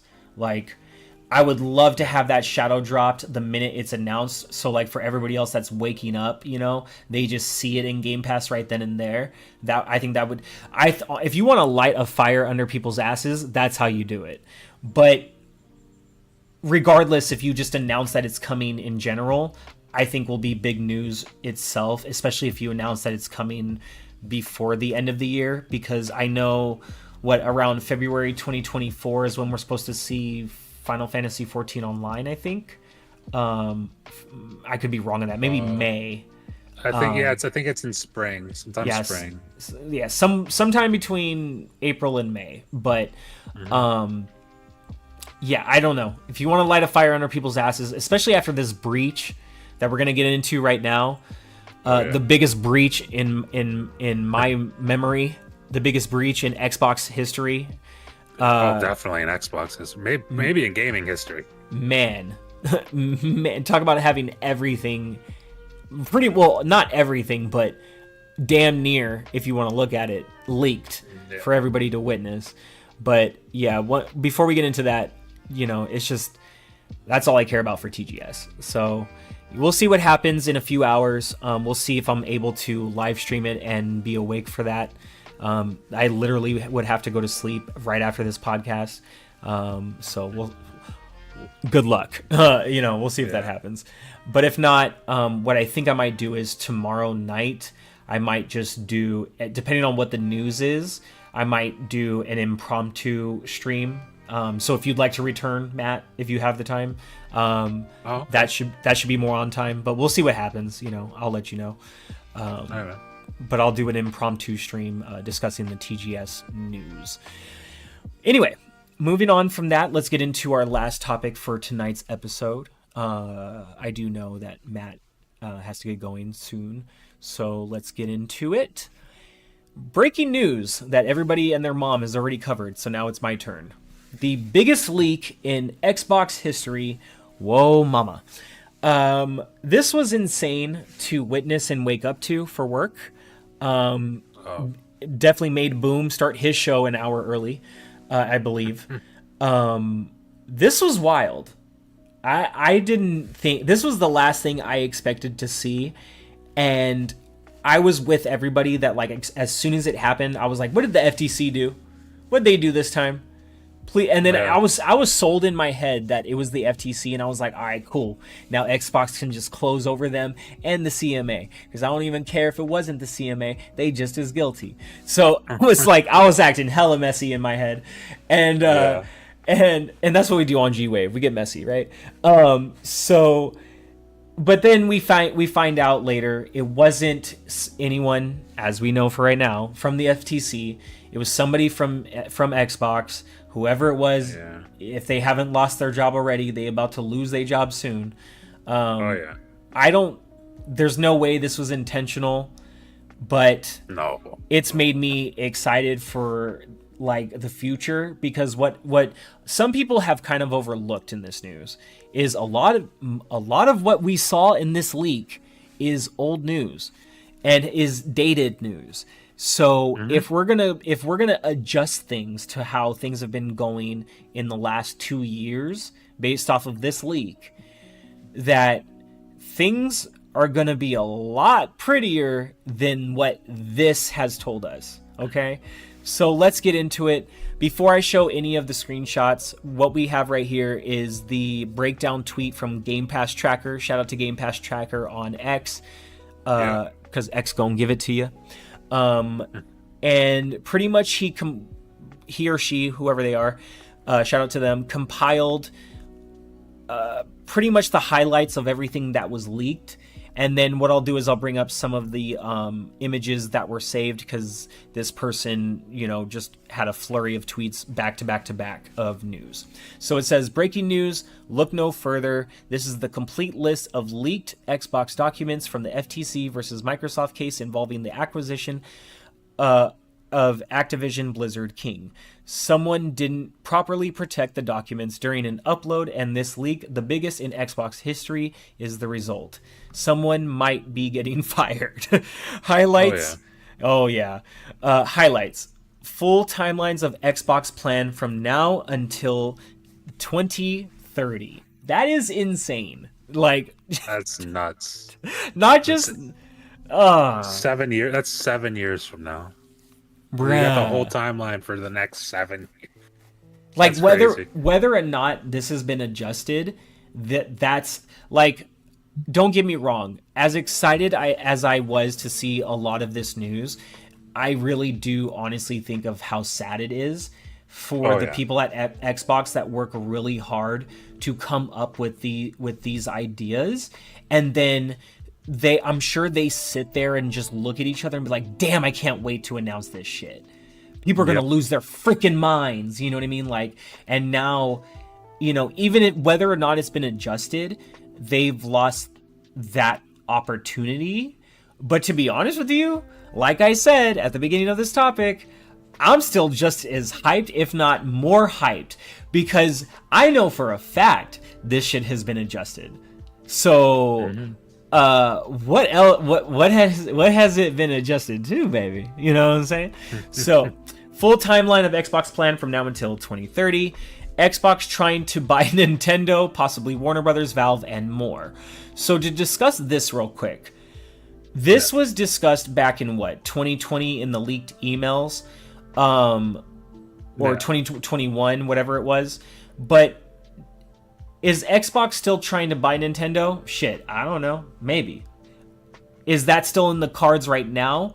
Maybe not. Because of recent like agreements and partnerships, contracts, and so forth. Now, Xbox wanting to possibly buy Warner Brothers, hell yeah. This is something that I've been wanting to happen ever since Boom first talked about it. I was like, oh, please let Microsoft buy Warner Brothers. Then they can have the Microsoft Theater on the Warner Brothers lot, and they can do their special shows there. Just saying. My dad retired from Universal Studios, so the back lot, like, I've seen things come and go and things change. And one thing I miss very much was the Universal Amphitheater back in the day, and that was a great theater. So if Microsoft can buy Warner Brothers, they can do the same. Them buying Valve, because of the recent partnerships and, well, agreements, if you will, that are with Valve, because they didn't need to sign anything, I don't see that one happening. Real quick, what is your take on this bit of news? The Xbox trying to buy such and such and such and such. Nintendo is a little weird. I mean, it's weird in that, like, I look at that from two angles. I look at that from, like, personally, for me, great, fantastic, go ahead and buy Nintendo. But like, I would also look at that from a competition standpoint. Somebody, like, you hear all the people online, like, Xbox is trying to ruin the gaming industry. They're gonna do it with their wallets, and it's like, up until you buy Nintendo, you're like, okay, guys, calm down. But once you buy Nintendo, then it's like, god damn, all right, yeah, you guys are a little bit wild. I don't want them to buy Nintendo. I just want them to work out a partnership where we can get Nintendo games on PC through the Xbox PC app. That could be beneficial. Like, having Nintendo games on anything but a Nintendo would be insane to see. Would be crazy to see. I that's kind of my thoughts on the whole Nintendo. I think a partnership makes more sense for them. It's beneficial to both parties. You know, Microsoft gets in possibly on a handheld. They can possibly get cloud. They can possibly get Game Pass native games on a handheld. Who knows? But a partnership would work really well for them. And Nintendo obviously gets, you know, the cloud infrastructure, which they really do need, because the cloud on Nintendo, you play a game. I remember there was like Control. You could not download, but you could play it via the cloud on Nintendo, and it stunk. Dude, bad. Nintendo Cloud has to be and I'm not trying to sound like a broken record or sound like other people who have said this, but if anybody knows me well enough by now, they know I love to test cloud gaming. They know I'm an avid cloud gamer, even though I have a PC, I have a console, I have my ROG Ally. I hate saying ROG. No, I am not falling into that. I have my ROG Ally. It's ROG, okay? It's Republic of Gamers, baby. I take pride in that, because that name, come on now. But like, I have it, right? I have that stuff, right? I even cloud game on my MacBook. So, you know, I have to be very, very frank with everyone. Everyone else can be Bob. I'll be frank. Nintendo Cloud is trash, is ass trash. If trash had ass, that's what it would be. You know what I mean? Like, yeah, like, it's just, it's so bad. And to be honest with you, I don't even know if it's the cloud infrastructure or just the device. just can't handle It cloud. it could be it could, honestly. I wouldn't be too surprised to find out it's the device. Yeah, I like, wouldn't be surprised. man, you know what I would take? If Nintendo didn't want to put their games on PC, cool, fine. At least release a cloud client, like an app for PC, where you can play Nintendo Cloud. You know what I mean? But the thing is that, like, I feel like the reason why they aren't taking these steps, because they know that I don't want to say nobody. Let me correct that. They know that the sales will decrease on their own devices because people will see that they can run their games much better on other platforms. You know what I mean? And that will take away from sales from the Switch and the Switch 2 and whatnot. So I get that, but sooner or later, Nintendo, you're going to have to realize, like, you guys make so much money that you could I don't think it would harm your sales. Everybody wants a Switch. I don't think it harms their sales either. I feel like anybody who is a thing, and you get in trouble for saying this, I feel like anybody who wants to play a Nintendo game on PC is already playing a Nintendo game on PC. Anybody who really, anybody who really wants to is already doing that. There's true, like a Switch, like not Switch, but like Nintendo fans are so much different than Xbox or PlayStation, because it's like, dude, they're down with Nintendo because that's just the shit to them. That is just that they love it. So it's like when Nintendo releases a new console, like even the Wii U, it started, people bought the Wii U. It wasn't until like a few months later, a year later, where people are like, okay, what the hell is this? But once that came out, people bought the Wii U. It's like the Switch, it took off the way it did. It's historic at this point. And obviously the Wii before the Wii U. It's like people buy that stuff, and they're like, you got people with their collection behind them, like a wall full of Switch games. It's like people are like that. A lot more people are like that with Switch than they are with PlayStation or Xbox. Yeah. And that's something I don't think, them having their games on PC is going to take away from that market, of which there are a lot of people. A lot of people. And, yes. Even I could see, you might have just said it, but like, there would be a lot of people that would buy the game on PC and still have their Switch and buy it there and want it there. Oh, yeah. You know what I mean? Like, it's just, I don't know. I mean, for me personally, I'd rather just have all those games on my Ally. That thing is banging. I love the Ally. But speaking of handhelds, there was from the leak, there was a proposed Xbox handheld with a picture. We'll get into that a little bit. Let's see, mid-gen and next-gen Xbox dates 2025 and 2028 with pictures. Next Xbox controller, codenamed Sebel, coming May 2024. Which, I'm surprised nobody has called this out on Twitter yet, so I'll be the first to do so. It's a Google Stadia controller mixed with a Series Elite controller without the back paddles, added with haptics and a speaker. That's why the shape of it is different. Please, people.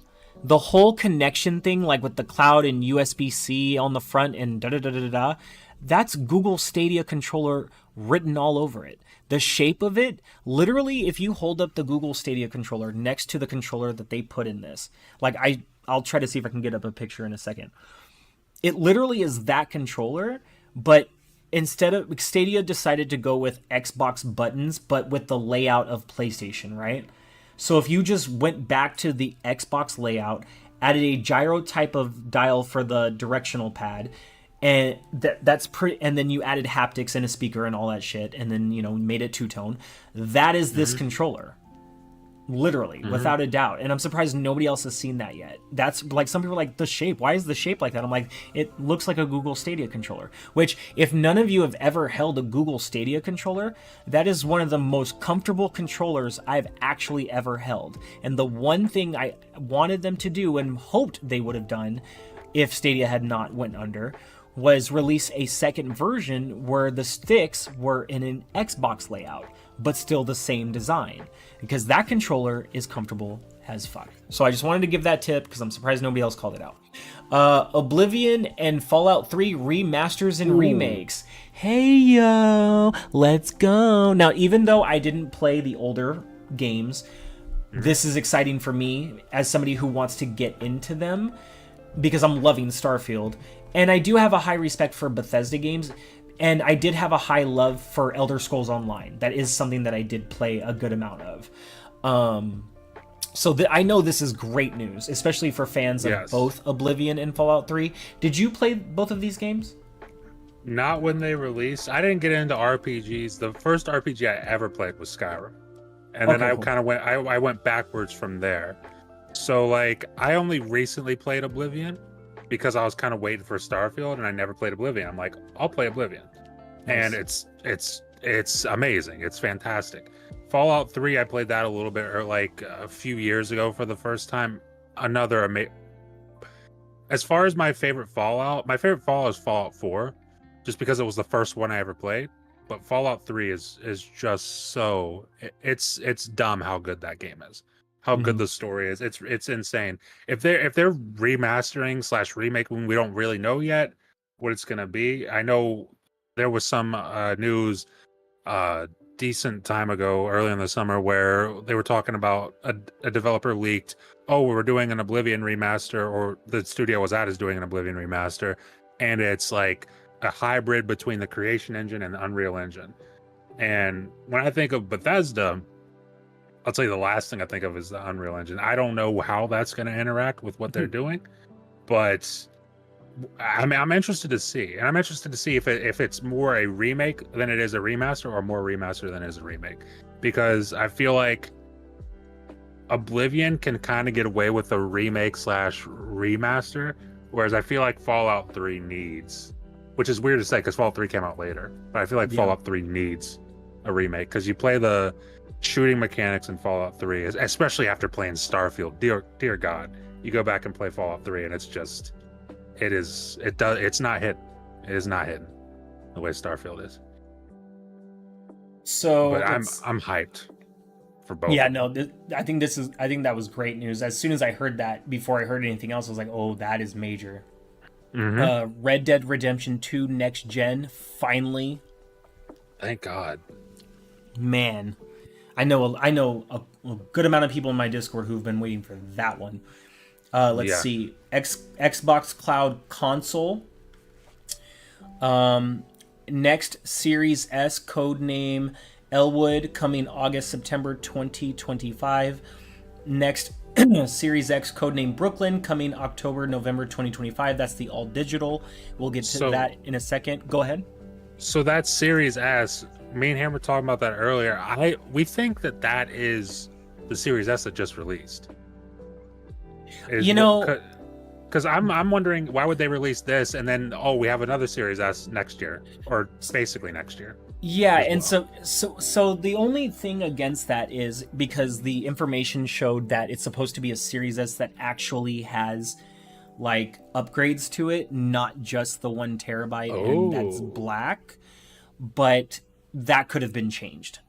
Like I said, a lot of this stuff is kind of old news, so a lot of these things could have been adjusted. So Elwood could be, I mean, because of the name Elwood, it's a dark kind of color, right? So I don't know. You could be onto something though, and I wouldn't be surprised, because I mean, it says the next Series X is supposed to be coming 2025 of October, November. So what if we see that 2024? You know what I mean? Since the Series S Black came out like almost unexpectedly, nobody even saw that one coming. We'll get into those two consoles in a second. And then we have Indiana Jones is coming sooner than expected. Now, that one's a little interesting because it says Indiana Jones is coming soon, but I do believe, you know, there was probably strong delays on that one, especially after what happened with Redfall. So to me, I don't see Indiana Jones coming until 2025. I would love to see it coming on the tail end of 2024, like towards the holidays, but I don't know. That one we shall see. Dishonored 3. You, sir, are excited for this one, you said, right? Arcane is literally, I mean, they had a rough go of it this year, but Arcane is literally my favorite studio. Nice. Hands down my favorite studio. So I mean, Dishonored 3, I cannot fucking wait. I hope that's real, man. I hope that's real. That would be nice if Dishonored 3 was announced at TGS tomorrow. Dude, if that gets announced at TGS, I'll lose my mind. And then just like said earlier in the chat, the next Doom game as well. That would be nice to be announced at TGS. I don't know. I could see the next Doom game being held off for the next E3 season because it's Doom. Yeah. You know, that's a flagship game. I could see E3. I could even see the Game Awards. Yeah. Well, yeah, it's been a while since it has announced anything. They've been like very quiet. So I could see them having something big at the Game Awards. That is very true. And then we have Elder Scrolls 6 was originally planned for 2024, but now we know that that's more so planned to come around next gen console, if not right before. I think that's going to be a launch game for next gen. Yeah, I would hold it for a launch game, especially with Starfield right now. Like, no. Ghostwire Tokyo 2, we already covered that. Shooting for 100 million Game Pass subscribers in the next 8 years. That's fucking insane. I could see it's very possible, but insane. Now I know we're adding Game Pass Core to that mix, but you know, semantics. Cloud gaming smart TV app spreading to more TVs. Thank you, sweet baby Jesus. Because as long as you're hooking your TV up to Ethernet, you are good to go, in my opinion. Yes, newer TVs have better Wi-Fi installed, but still, I recommend Ethernet on it if you're cloud gaming directly from a TV. New Elite controller in the plans, which is what I talked about a little bit, but we'll take a look at that in a second. Premium controller in plans, better than standard, worse than Elite, which is... Actually, that's probably the one that I was referring to. Upgraded cloud gaming server blades. Thank you, sweet baby Jesus. And I forgot who it was, said, oh, this is probably the Series X blades that they did. I was like, no. This information is coming after they did those blades. So this is something new. And Series X version codename Uther, but let's just say the Ether. Series X version of what? That's weird. And then much more. Tons of classified internal documents, whoop-de-whoop, blah-de-blah, whatever.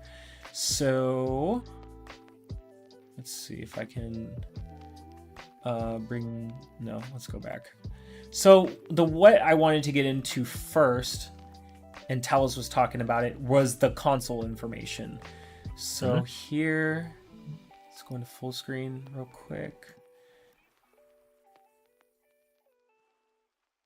How do I...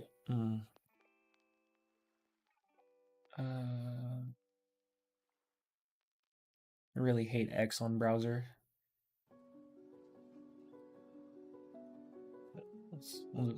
Wow, okay. No. Whatever. I'm over it. Okay, so... there we go. I'll just do that. There we go. Cool. Wow, it's still saving very small. Huh. That's really funny. Okay. So let's bring this over here. Let's do this. And then we'll do that. All right. So I know it's not the biggest, but here you go. This is the new Series X digital console. Well, proposed Series X digital console, because for all we know, this could be changed. You know, the shape, the size, the ports, it could be completely different. So pretty much this is the Series X Brooklyn refresh. Jesus H. The most powerful Xbox ever, now adorably all digital. Adorably, wow. Brooklyn will deliver 4K Gen 9 console gaming with more internal storage, faster Wi-Fi, which is Wi-Fi 6E, everybody, not Wi-Fi 6, Wi-Fi 6E, okay? That there is a difference between Wi-Fi 6 and Wi-Fi 6E, from what I've learned. Wi-Fi 6E is the new. That's the new baby, all right?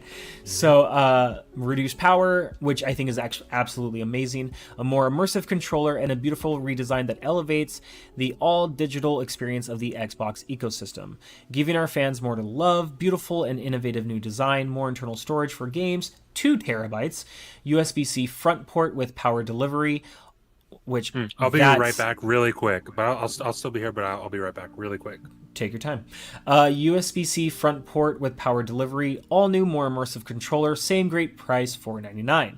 Updated technologies, all new South Bridge to modernize I/O and sustainability efforts, Wi-Fi 6E radio for better throughput, latency and interference mitigation, Bluetooth 5.2 radio, nice, for improved accessory experiences, and 6 nanometer die shrink for improved efficiency, improved sustainability story, reduced PSU power by 15%, new low power standby mode is 20% of current Xbox Series S standby mode, nice, increased use of PCR on housing to less than 30%, 100% recyclable packaging. Awesome. First things first, in my honest opinion, I like this design. I know it looks like a trash can. I know it kind of looks like an Amazon Echo. I know it kind of looks like it kind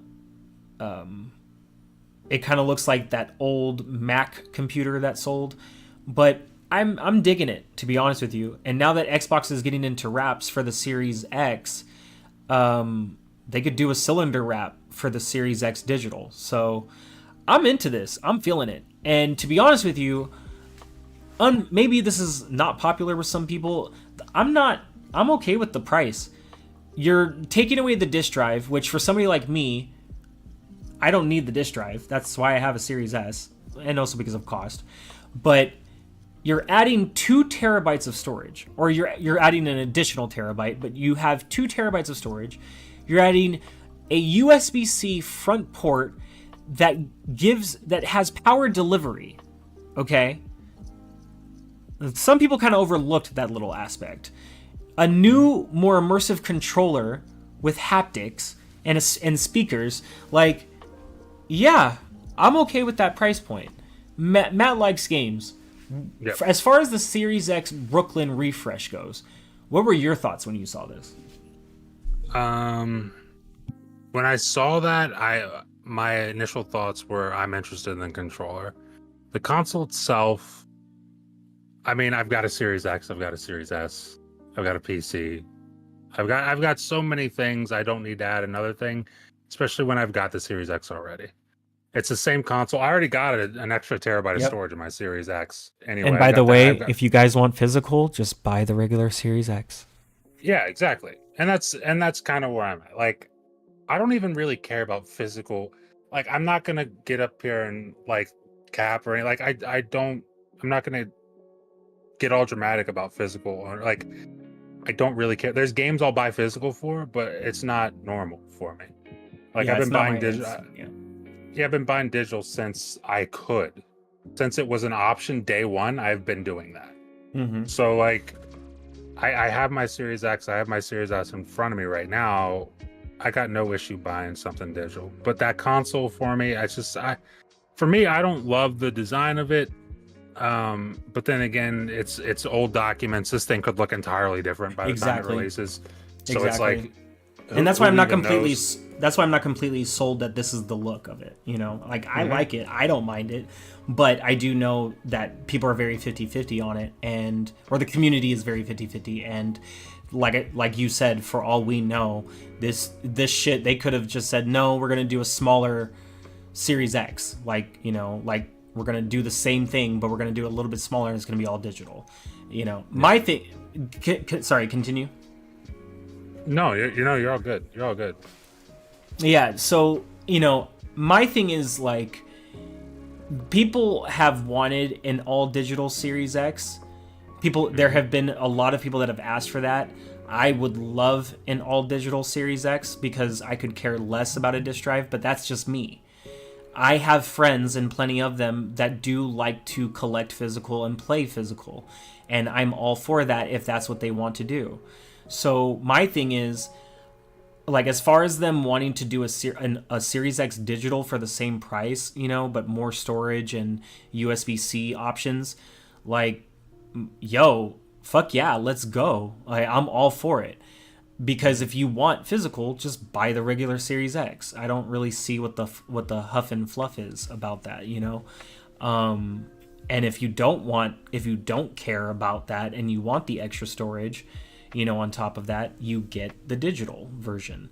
I can understand if people want more storage, buy the expansion cards. I mean, Black Friday is coming up. They've already lowered the price twice on the expansion cards.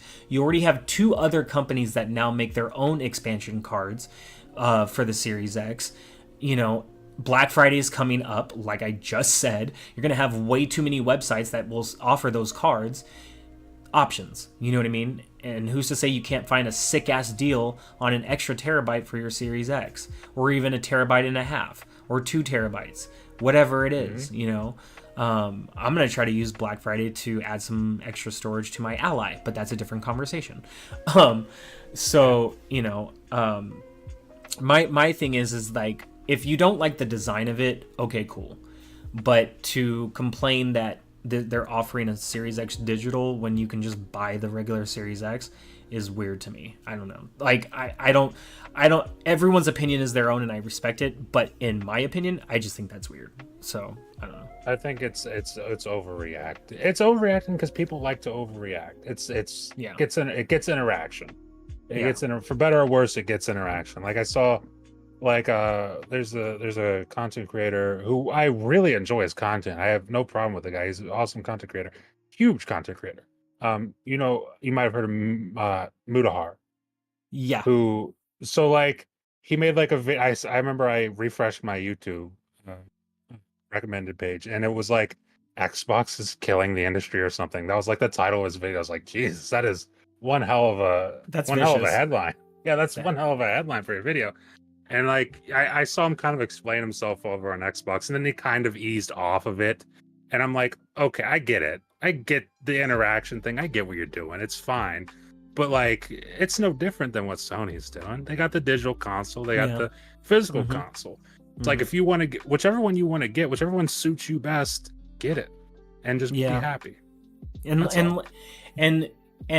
I did see some people saying that it would be cool if they did add like an optional disk drive to connect to the digital, Xbox, if that's what you want. Which that would actually be pretty cool, not gonna lie. But then again, at the same time, it's like, but then you're just asking them to do exactly what PlayStation is doing. You know what I mean? Like, you have 2 Xbox Series X's. One is digital, one is physical and digital. Buy the one that you prefer, physical or only digital. You know what I mean? Yeah. Now, at the same time, if somebody who is like me that has a Series S and wants to actually get the digital Series X, but then would want physical, yes, it would be nice for Xbox to add the option to have that type of accessory. Or even for another brand to come in and be the third party that can offer that. You know what I mean? If Xbox isn't going to do it, and Xbox can just sell that on their website, because it's not like they haven't done that kind of thing before.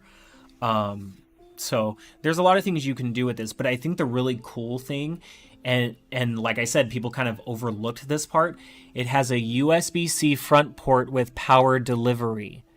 Get a USB-C connected disk drive and hook it up to your Xbox. Boom. I think you've solved the problem yourself. Like, I think it's completely intentional. That this mock-up of this design offers not just a USB-C port, but a USB-C port that offers power delivery. You know what I mean? Like, That's not just for your controller, but you can hook up other accessories to this thing. So, you know, like, it would be great, yes, if Xbox offered it themselves. Who's to say they're not going to? You know what I mean? Mm-hmm. Who's to say that's something that they haven't thought about, considering that the new PS5 Pro or whatever the hell is supposed to have that option of a removable, you know, optional disk drive. So only time will tell. You know, like we both said, a lot of this leaked news is old news. So a lot of changes could have definitely happened since, you know, these things were created and whatnot. Let me get out of here real quick. Anything else you wanted to say regarding the Series X digital, sir? No, not for that. No. Alrighty. Real quick, let's go to the chat. Ooh, Shane Anderson's in the chat. What's up, brother? Good to see you. Always a pleasure to have you with us. In my opinion, I think they should keep it 1 terabyte and try to get the price down to $400. Not gonna lie, I think it is pretty awful. Shout out to Maker of Chaos. Always a pleasure to have you, brother. I'm cool with going all digital, but they should definitely have an external disk drive for sale for Xbox. Okay. Shane Anderson says, I don't want an all digital Series X. I want one with a VHS slot and an 8-track for playing your own soundtrack when in game without being forced to stream. This is so stupid. I love Shane Anderson. He always comes up with the best random sayings. He's so funny. Maker of Chaos says, in my opinion, one of the cool parts of Xbox is how backwards compat it is. Love that you can take an original Xbox disc and load it up on the Series X. That is true, and I know that's a big reason why people are holding on to the physical aspect of Xbox, is because they are just so good at that aspect of, you know, backwards compatibility, are giving you the option of being able to preserve, you know, the games that you love, or at best as many of them as you can, you know. Make sure you all get your games before that store is closed down or whatever. The 360 store or Xbox store or whatever it is. Let's see, where were we? Telos Ray said, I had a PS5 digital too, sold it during COVID. Yeah, a lot of people did. Maker says, Xbox is always about options and they should strive for that. Love that you can game on Xbox, PC, and cloud. More options are always better. Very true. Very, very true. Thought this was a Tetris Effect stream. Shane Anderson, we're getting there, sir. Tetris for life. Poison Maniac says, will it be compatible though, Dusty? Will the console actually recognize the disk drive is my only counter? That is very true. Yes. You would need to have a disk drive that is compatible. I probably shouldn't have said that as loosely as I did, but you guys know what I'm saying. You get the point. All right, it's been a long day at work. Quickly, shout out to Tetris Effect Connected, by the way. That's legit. I mean, I'm not even kidding when I say this. That's one of my favorite games of this generation. A lot of people do say that, yes. And I was supposed to play it with Shane and never did. So if you ever want to run that too, let me know. It's a phenomenal game. I got to get you in our Discord so we can do some game nights. Yeah, let me know, man. Let me know. I got you. The Discord I invited you to, that's for the show, but I have my personal Discord. Okay. Let's see. I don't think third-party external disk drives work with Xbox. Will it be compatible? Is the stream frozen for me or just me all of a sudden? Probably just you. I have no hiccups on my end. Didn't see it freeze at all. Might just be for you, Shane. The OG Xbox did that. Install your music and play. True. Stream is fine for me. Stream isn't frozen. Never mind. It was me. It was a me problem. Usually it is, to be fair. Facts, to be fair. Tetris Effect is dope. I played it on Game Pass when the Series X dropped. Same here. I played that, and I was playing Assassin's Creed Valhalla, and I'll tell you what, I spent a lot more time on Tetris Effect Connected. Damn, really? Shit. Tetris Effect, I had no business being as good as it was, but it legit one of my favorite games of this generation. Shane and Maker are also in my Discord too, so we can try to run that with them. Because isn't Tetris Effect, doesn't it go up to like 4 players or something? I think it's up to 4. I believe it's up to 4. Shane and Dreadpool is here. Cheers, bro. Always good seeing you. We got Dreadpool coming on the show soon. I forget the date. I want to say it's the last Wednesday of this month, which could be next week, or it's in October. Dreadpool will remind me because he's very pertinent about this date. I remember that. Shane Anderson says, "Can I get an invite to your Discord, Dusty?" You're already in there, player. Shane Anderson says it wasn't frozen; it was paused. Wow. Oh, Dreadpool says October 25th. So be on the lookout for that, everybody. October 25th. Oh, that's right. It'll be a special Halloween edition of the G-Wave TV P.O.G podcast. October 25th, wife's birthday. Hell yeah. That'll be fun. Nice. Let's see. What was I going to say? Totally forgot. Oh, yeah. Cool. So let's go into the next bit of news. I don't really want to focus on the Series S too much because that information is kind of weird, especially because they released the black one. But I do want to take a look at this controller really quick. Open file. There we go. Nice. There we go. So, the Sebel new Xbox controller, the world's best controller, now playing on a screen near Matt likes games. Ubiquity, play anywhere, Xbox Wireless 2, Direct to Cloud, Bluetooth 5.2. So, before I continue, let's look at the shape of this controller, shall we? Now, if you look, I don't know if everybody can see this. Let me see if my mouse will show up. There we go.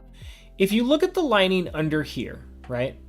This lining, this lip, is very Xbox, right? They like to do that. Like here's the rib, but then let's do a little lining because it's underneath the controller. You know, we got all the functions and the shit. Okay, so that's what this is, right? But when you look at the shape of this controller, right? This is very much similar to a Google Stadia controller. You have the bumpers down here that are more rounded, okay? And if you also notice, they're a little bit thinner so that when you hold it, it's going to feel more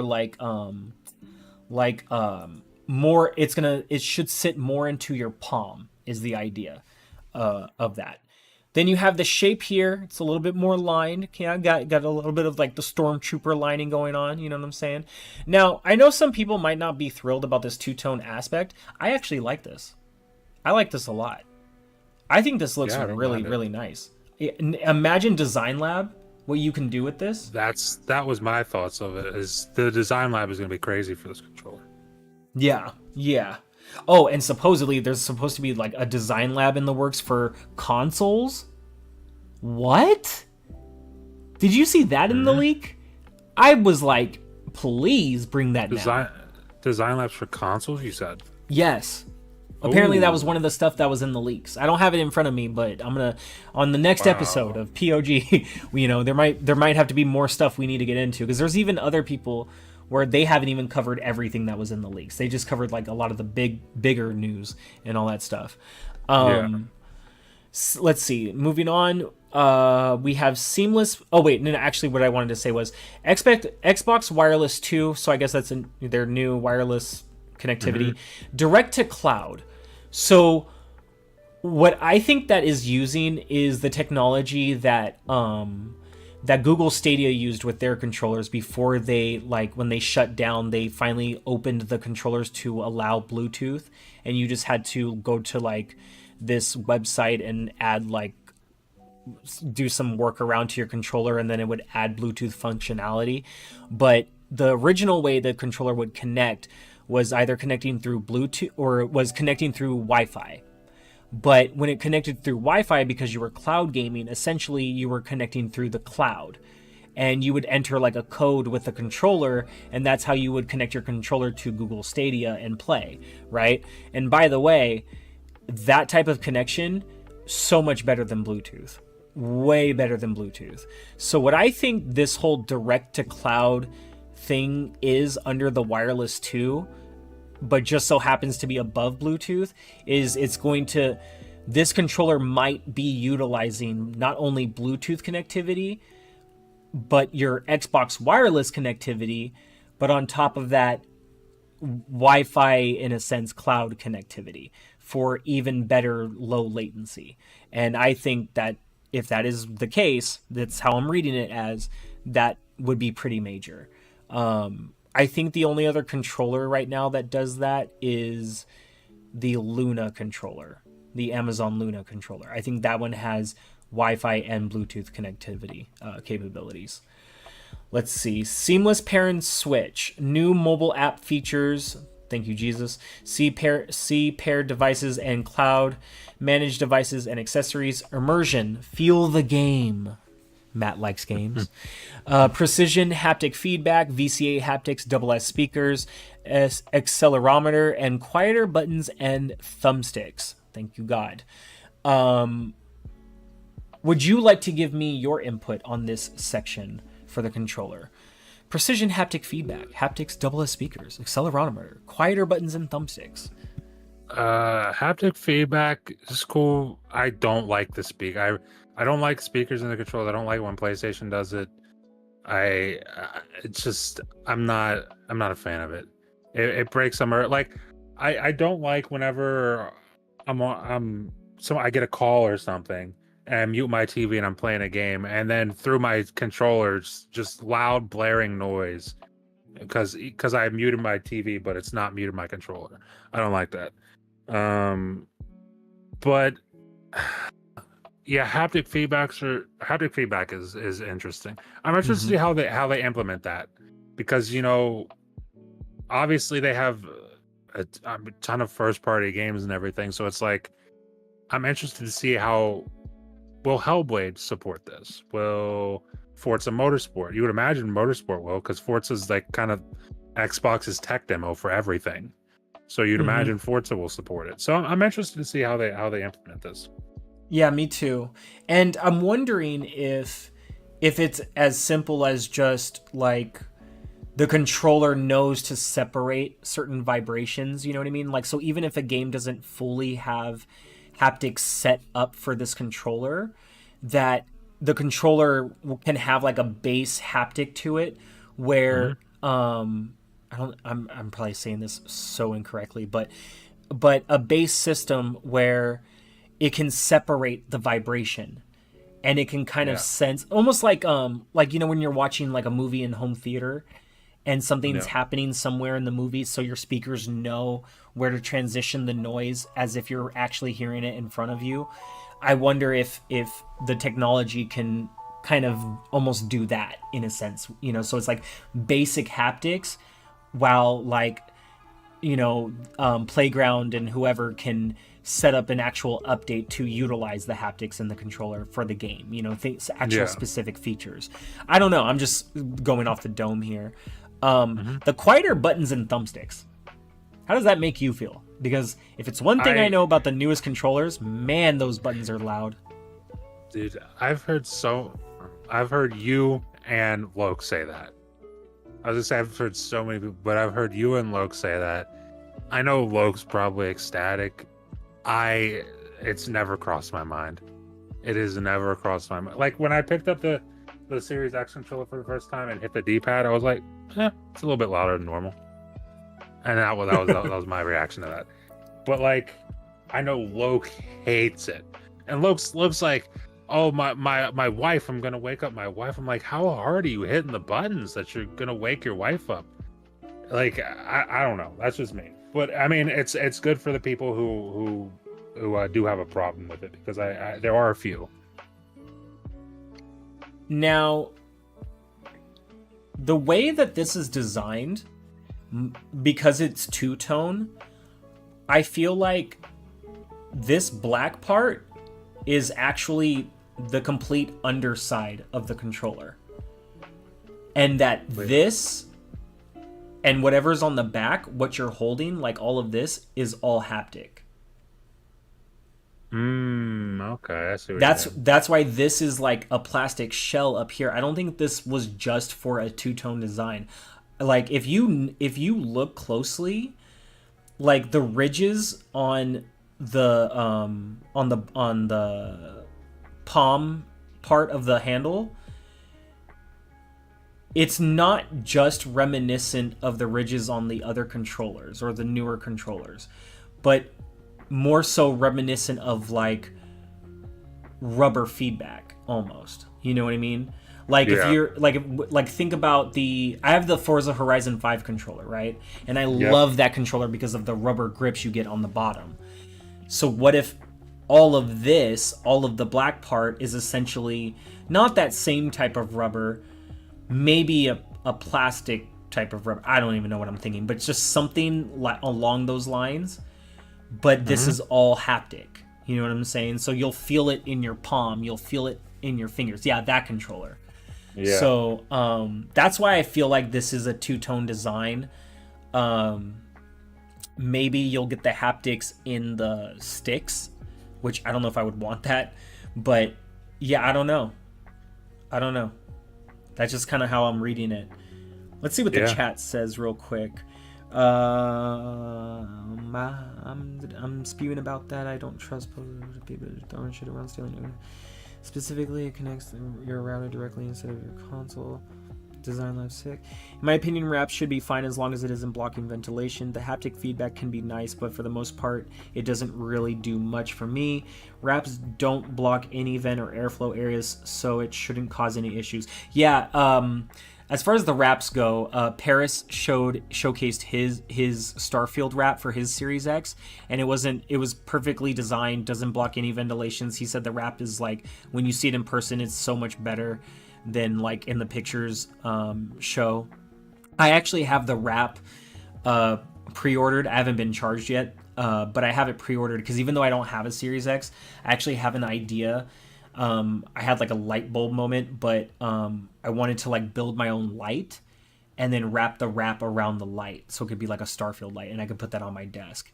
So that's kind of, so stay tuned. That's, a DIY project I have in mind.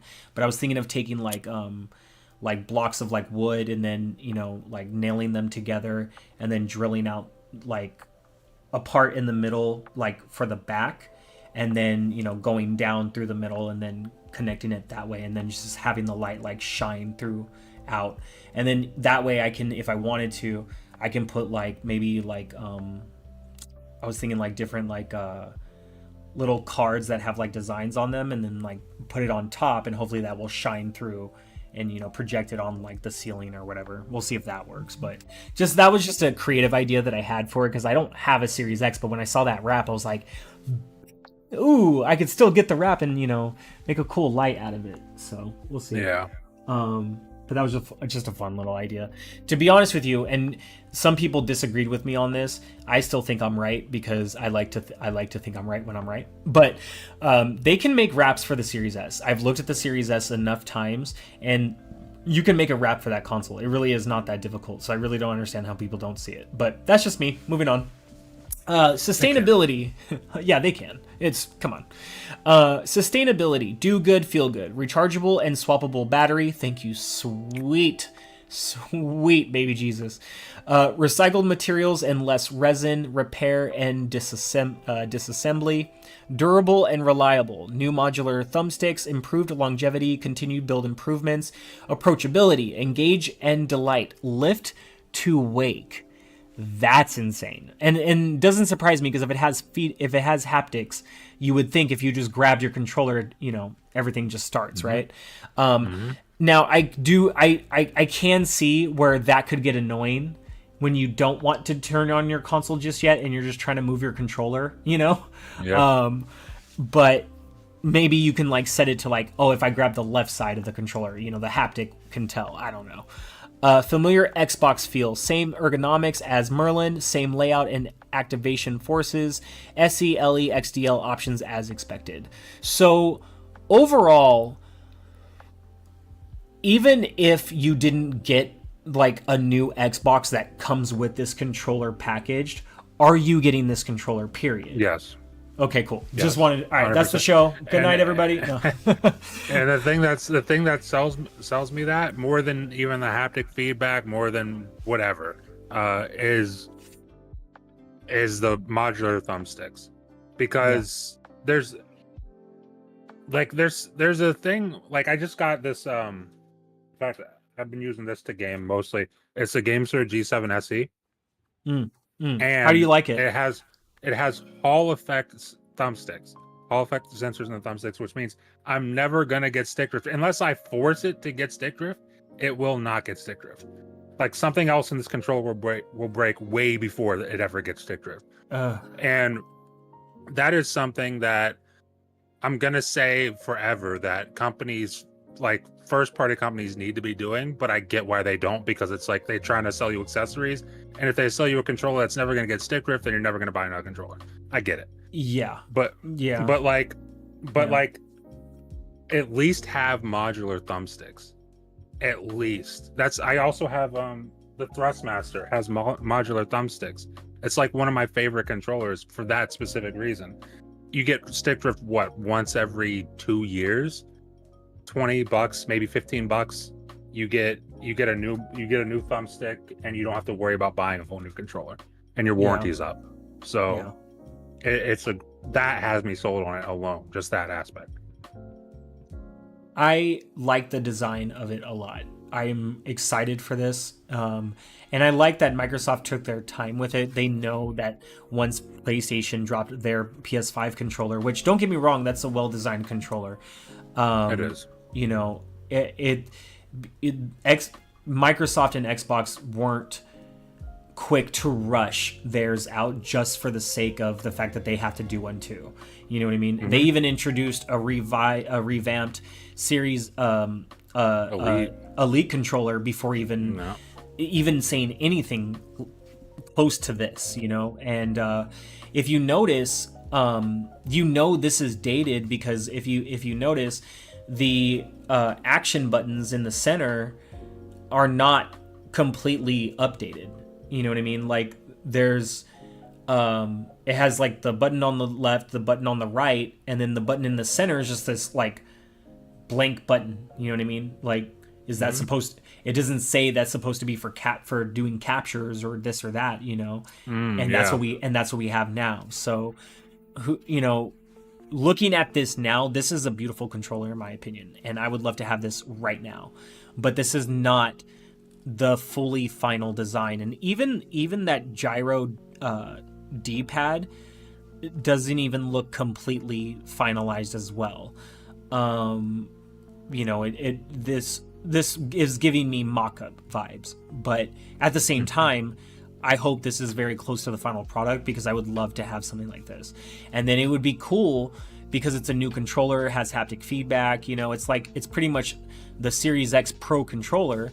If they allow you to remove that shell and change out the shell, you know what I mean? Yeah.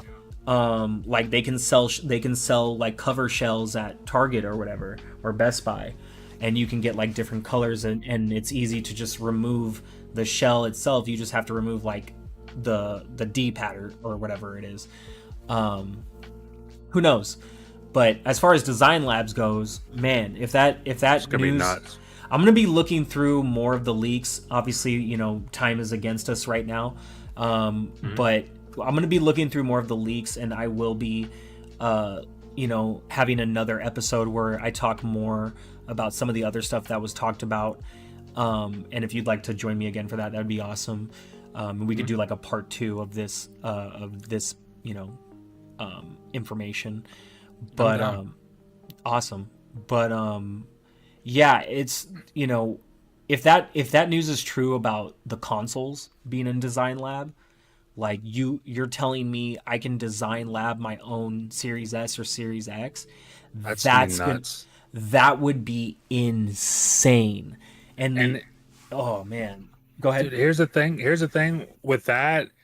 I'd go Design Lab my Series S before my Series X. And that's not because, like, Series X, obviously, it's the premium console, but it's like, I just think having a custom Series S would look so fucking cool. It would just look so cool to have a custom Series S. Man. Oh, God. And that's why I don't mind the wraps, right? Because you can customize your Series X without having to change it, And then if they add a Design Lab or they introduce more custom consoles that work for somehow through the design lab, you know, then you're giving the option back to the consumer that they can choose to wrap their Xbox, hoping more wraps come, you know, and then still have their original, or they can have the original, or they can sell what they have, or if they don't have it, they can buy this custom one. And, you know, it just being able to have all those options would be super sick. For me, I would, because of how I am, I just want the Halo Series X and then give me the Starfield wrap. You know what I mean? And or give me like another wrap of another game. You know, that's what I want. And because that Halo Series X, boy, man, that thing beautiful. Is so sad. But yeah, that thing was thangin'. But as I said, we're gonna get more into this leak news. Before we get on out of here and we do some of our outros. Obviously, there's a lot more news to cover. I will be covering it. So, you know, be on the lookout for that. But before we head on out here and do our outros and you let everyone know once again where they can find you, was there any other bits from this leak that you wanted to talk about before we got out of here? Man, I mean, because I feel like the biggest one for me is we kind of covered it, which was the games. Oblivion and Fallout 3 getting a remaster. Dishonored 3. Dishonored's like, both of those games are my top 5 games of all time. So if we get a third one, I'm ecstatic about that. I'm interested to see more about Ghostwire Tokyo. It'd be awesome to see that Tokyo game show. That might be a little optimistic, but it would be awesome to see that. So I mean, I'm interested in everything there. At least to just acknowledge it, you know, I think would be perfect, because it is TGS, right? Yeah. No, I agree with you. They could also. This is one of those things I think Microsoft can definitely get better at marketing. This is a moment where you have the Tokyo Game Show coming up literally in a few hours. Literally, you had that massive, ridiculous leak just a couple of days ago. Remember how they leaked the Series S, and then Xbox did that thing with like their post, and like that monkey like looking sideways like, sorry guys. Where it's like, this is one of those moments where you could be like acknowledge it. Just have somebody at Tango, give them a script if you want. I don't care. But have them just acknowledge that happened. The game does exist. And when they're ready to show it to you, they will show it to you. Agreed. I think that would be perfect for the show. That's just me. No, I feel you. And it, you know, I mean, the news is already out there now, so might as well, you know, it's going to be interesting to see what the Xbox team says at Tokyo Game Show, like if they even address the leak, you know, in like a fun little jokey way. I think I mean, for who we know them to be, for, you know, so far and how they've been the last decade or so, especially Phil, it would be at least would be expected, you know, just make a little fun little joke. But at the same time, with things that have happened this year alone, especially with Redfall, I could understand how livid Phil might be, and probably still is. So, you know, I mean, but then again, when all that stuff was spilling, he was playing Starfield. So here we go. But true. But we'll see what happens. I mean, it's crazy that it's in a few hours. I'm excited. Like, even if I can't stay awake for it and I can't stream it, which if anybody watching right now is able to join me, that would be great. We'll see if it happens. But, you know, I think I should do it. I think it would be good for it would be worth losing a few hours of sleep. I'll tell you, there's not going to be many people doing it, especially in America. So you'd be one of the few. You'd have eyes on it. Well, I should at least, if I'm going to do it, I should at least take a nap. The only problem with that is, will I wake up? So, you know. I get that. That. But we'll see what happens.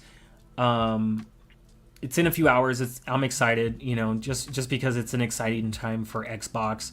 It is an exciting time for Square Enix in a way, because we know they're under new leadership, and this is Tokyo Game Show. And not even just for them, but for Sega. What do they have planned? Every other company going on over there.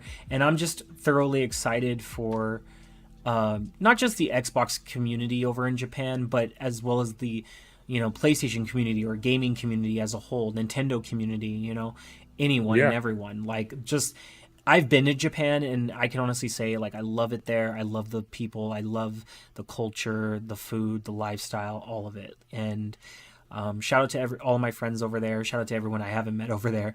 But it's just going to be exciting for them. So I would love to go to Japan. I have a question. I'm incredibly tall. So Japan seems like the worst possible place for me to ever go. You're not the only one. Well, I'll just put it that way. So you'll figure it out. Okay, because I feel like if I go over there, I'm more of just an attraction. People. No, point. I mean, no, that would be. I would say more so that would happen in like mainland China, because I did live there for a few years, and the way the culture is over there, that's more expected. I would say if you're in Japan, not really so much. 7 feet tall. But if you look like you could be a celebrity, I mean, then I could see how people might look at you. But and you'll be surprised. A retired basketball player, maybe. Well, yeah. I mean, you'll be surprised. Like, you may not think you look like somebody, but then other people are looking at you, and you turn your head one way and they think you look like somebody from TV. So, it can happen. But in my experience, there was a lot more looking in mainland China than there was in Japan or Hong Kong. But that's just because the area I was in, I did look very different.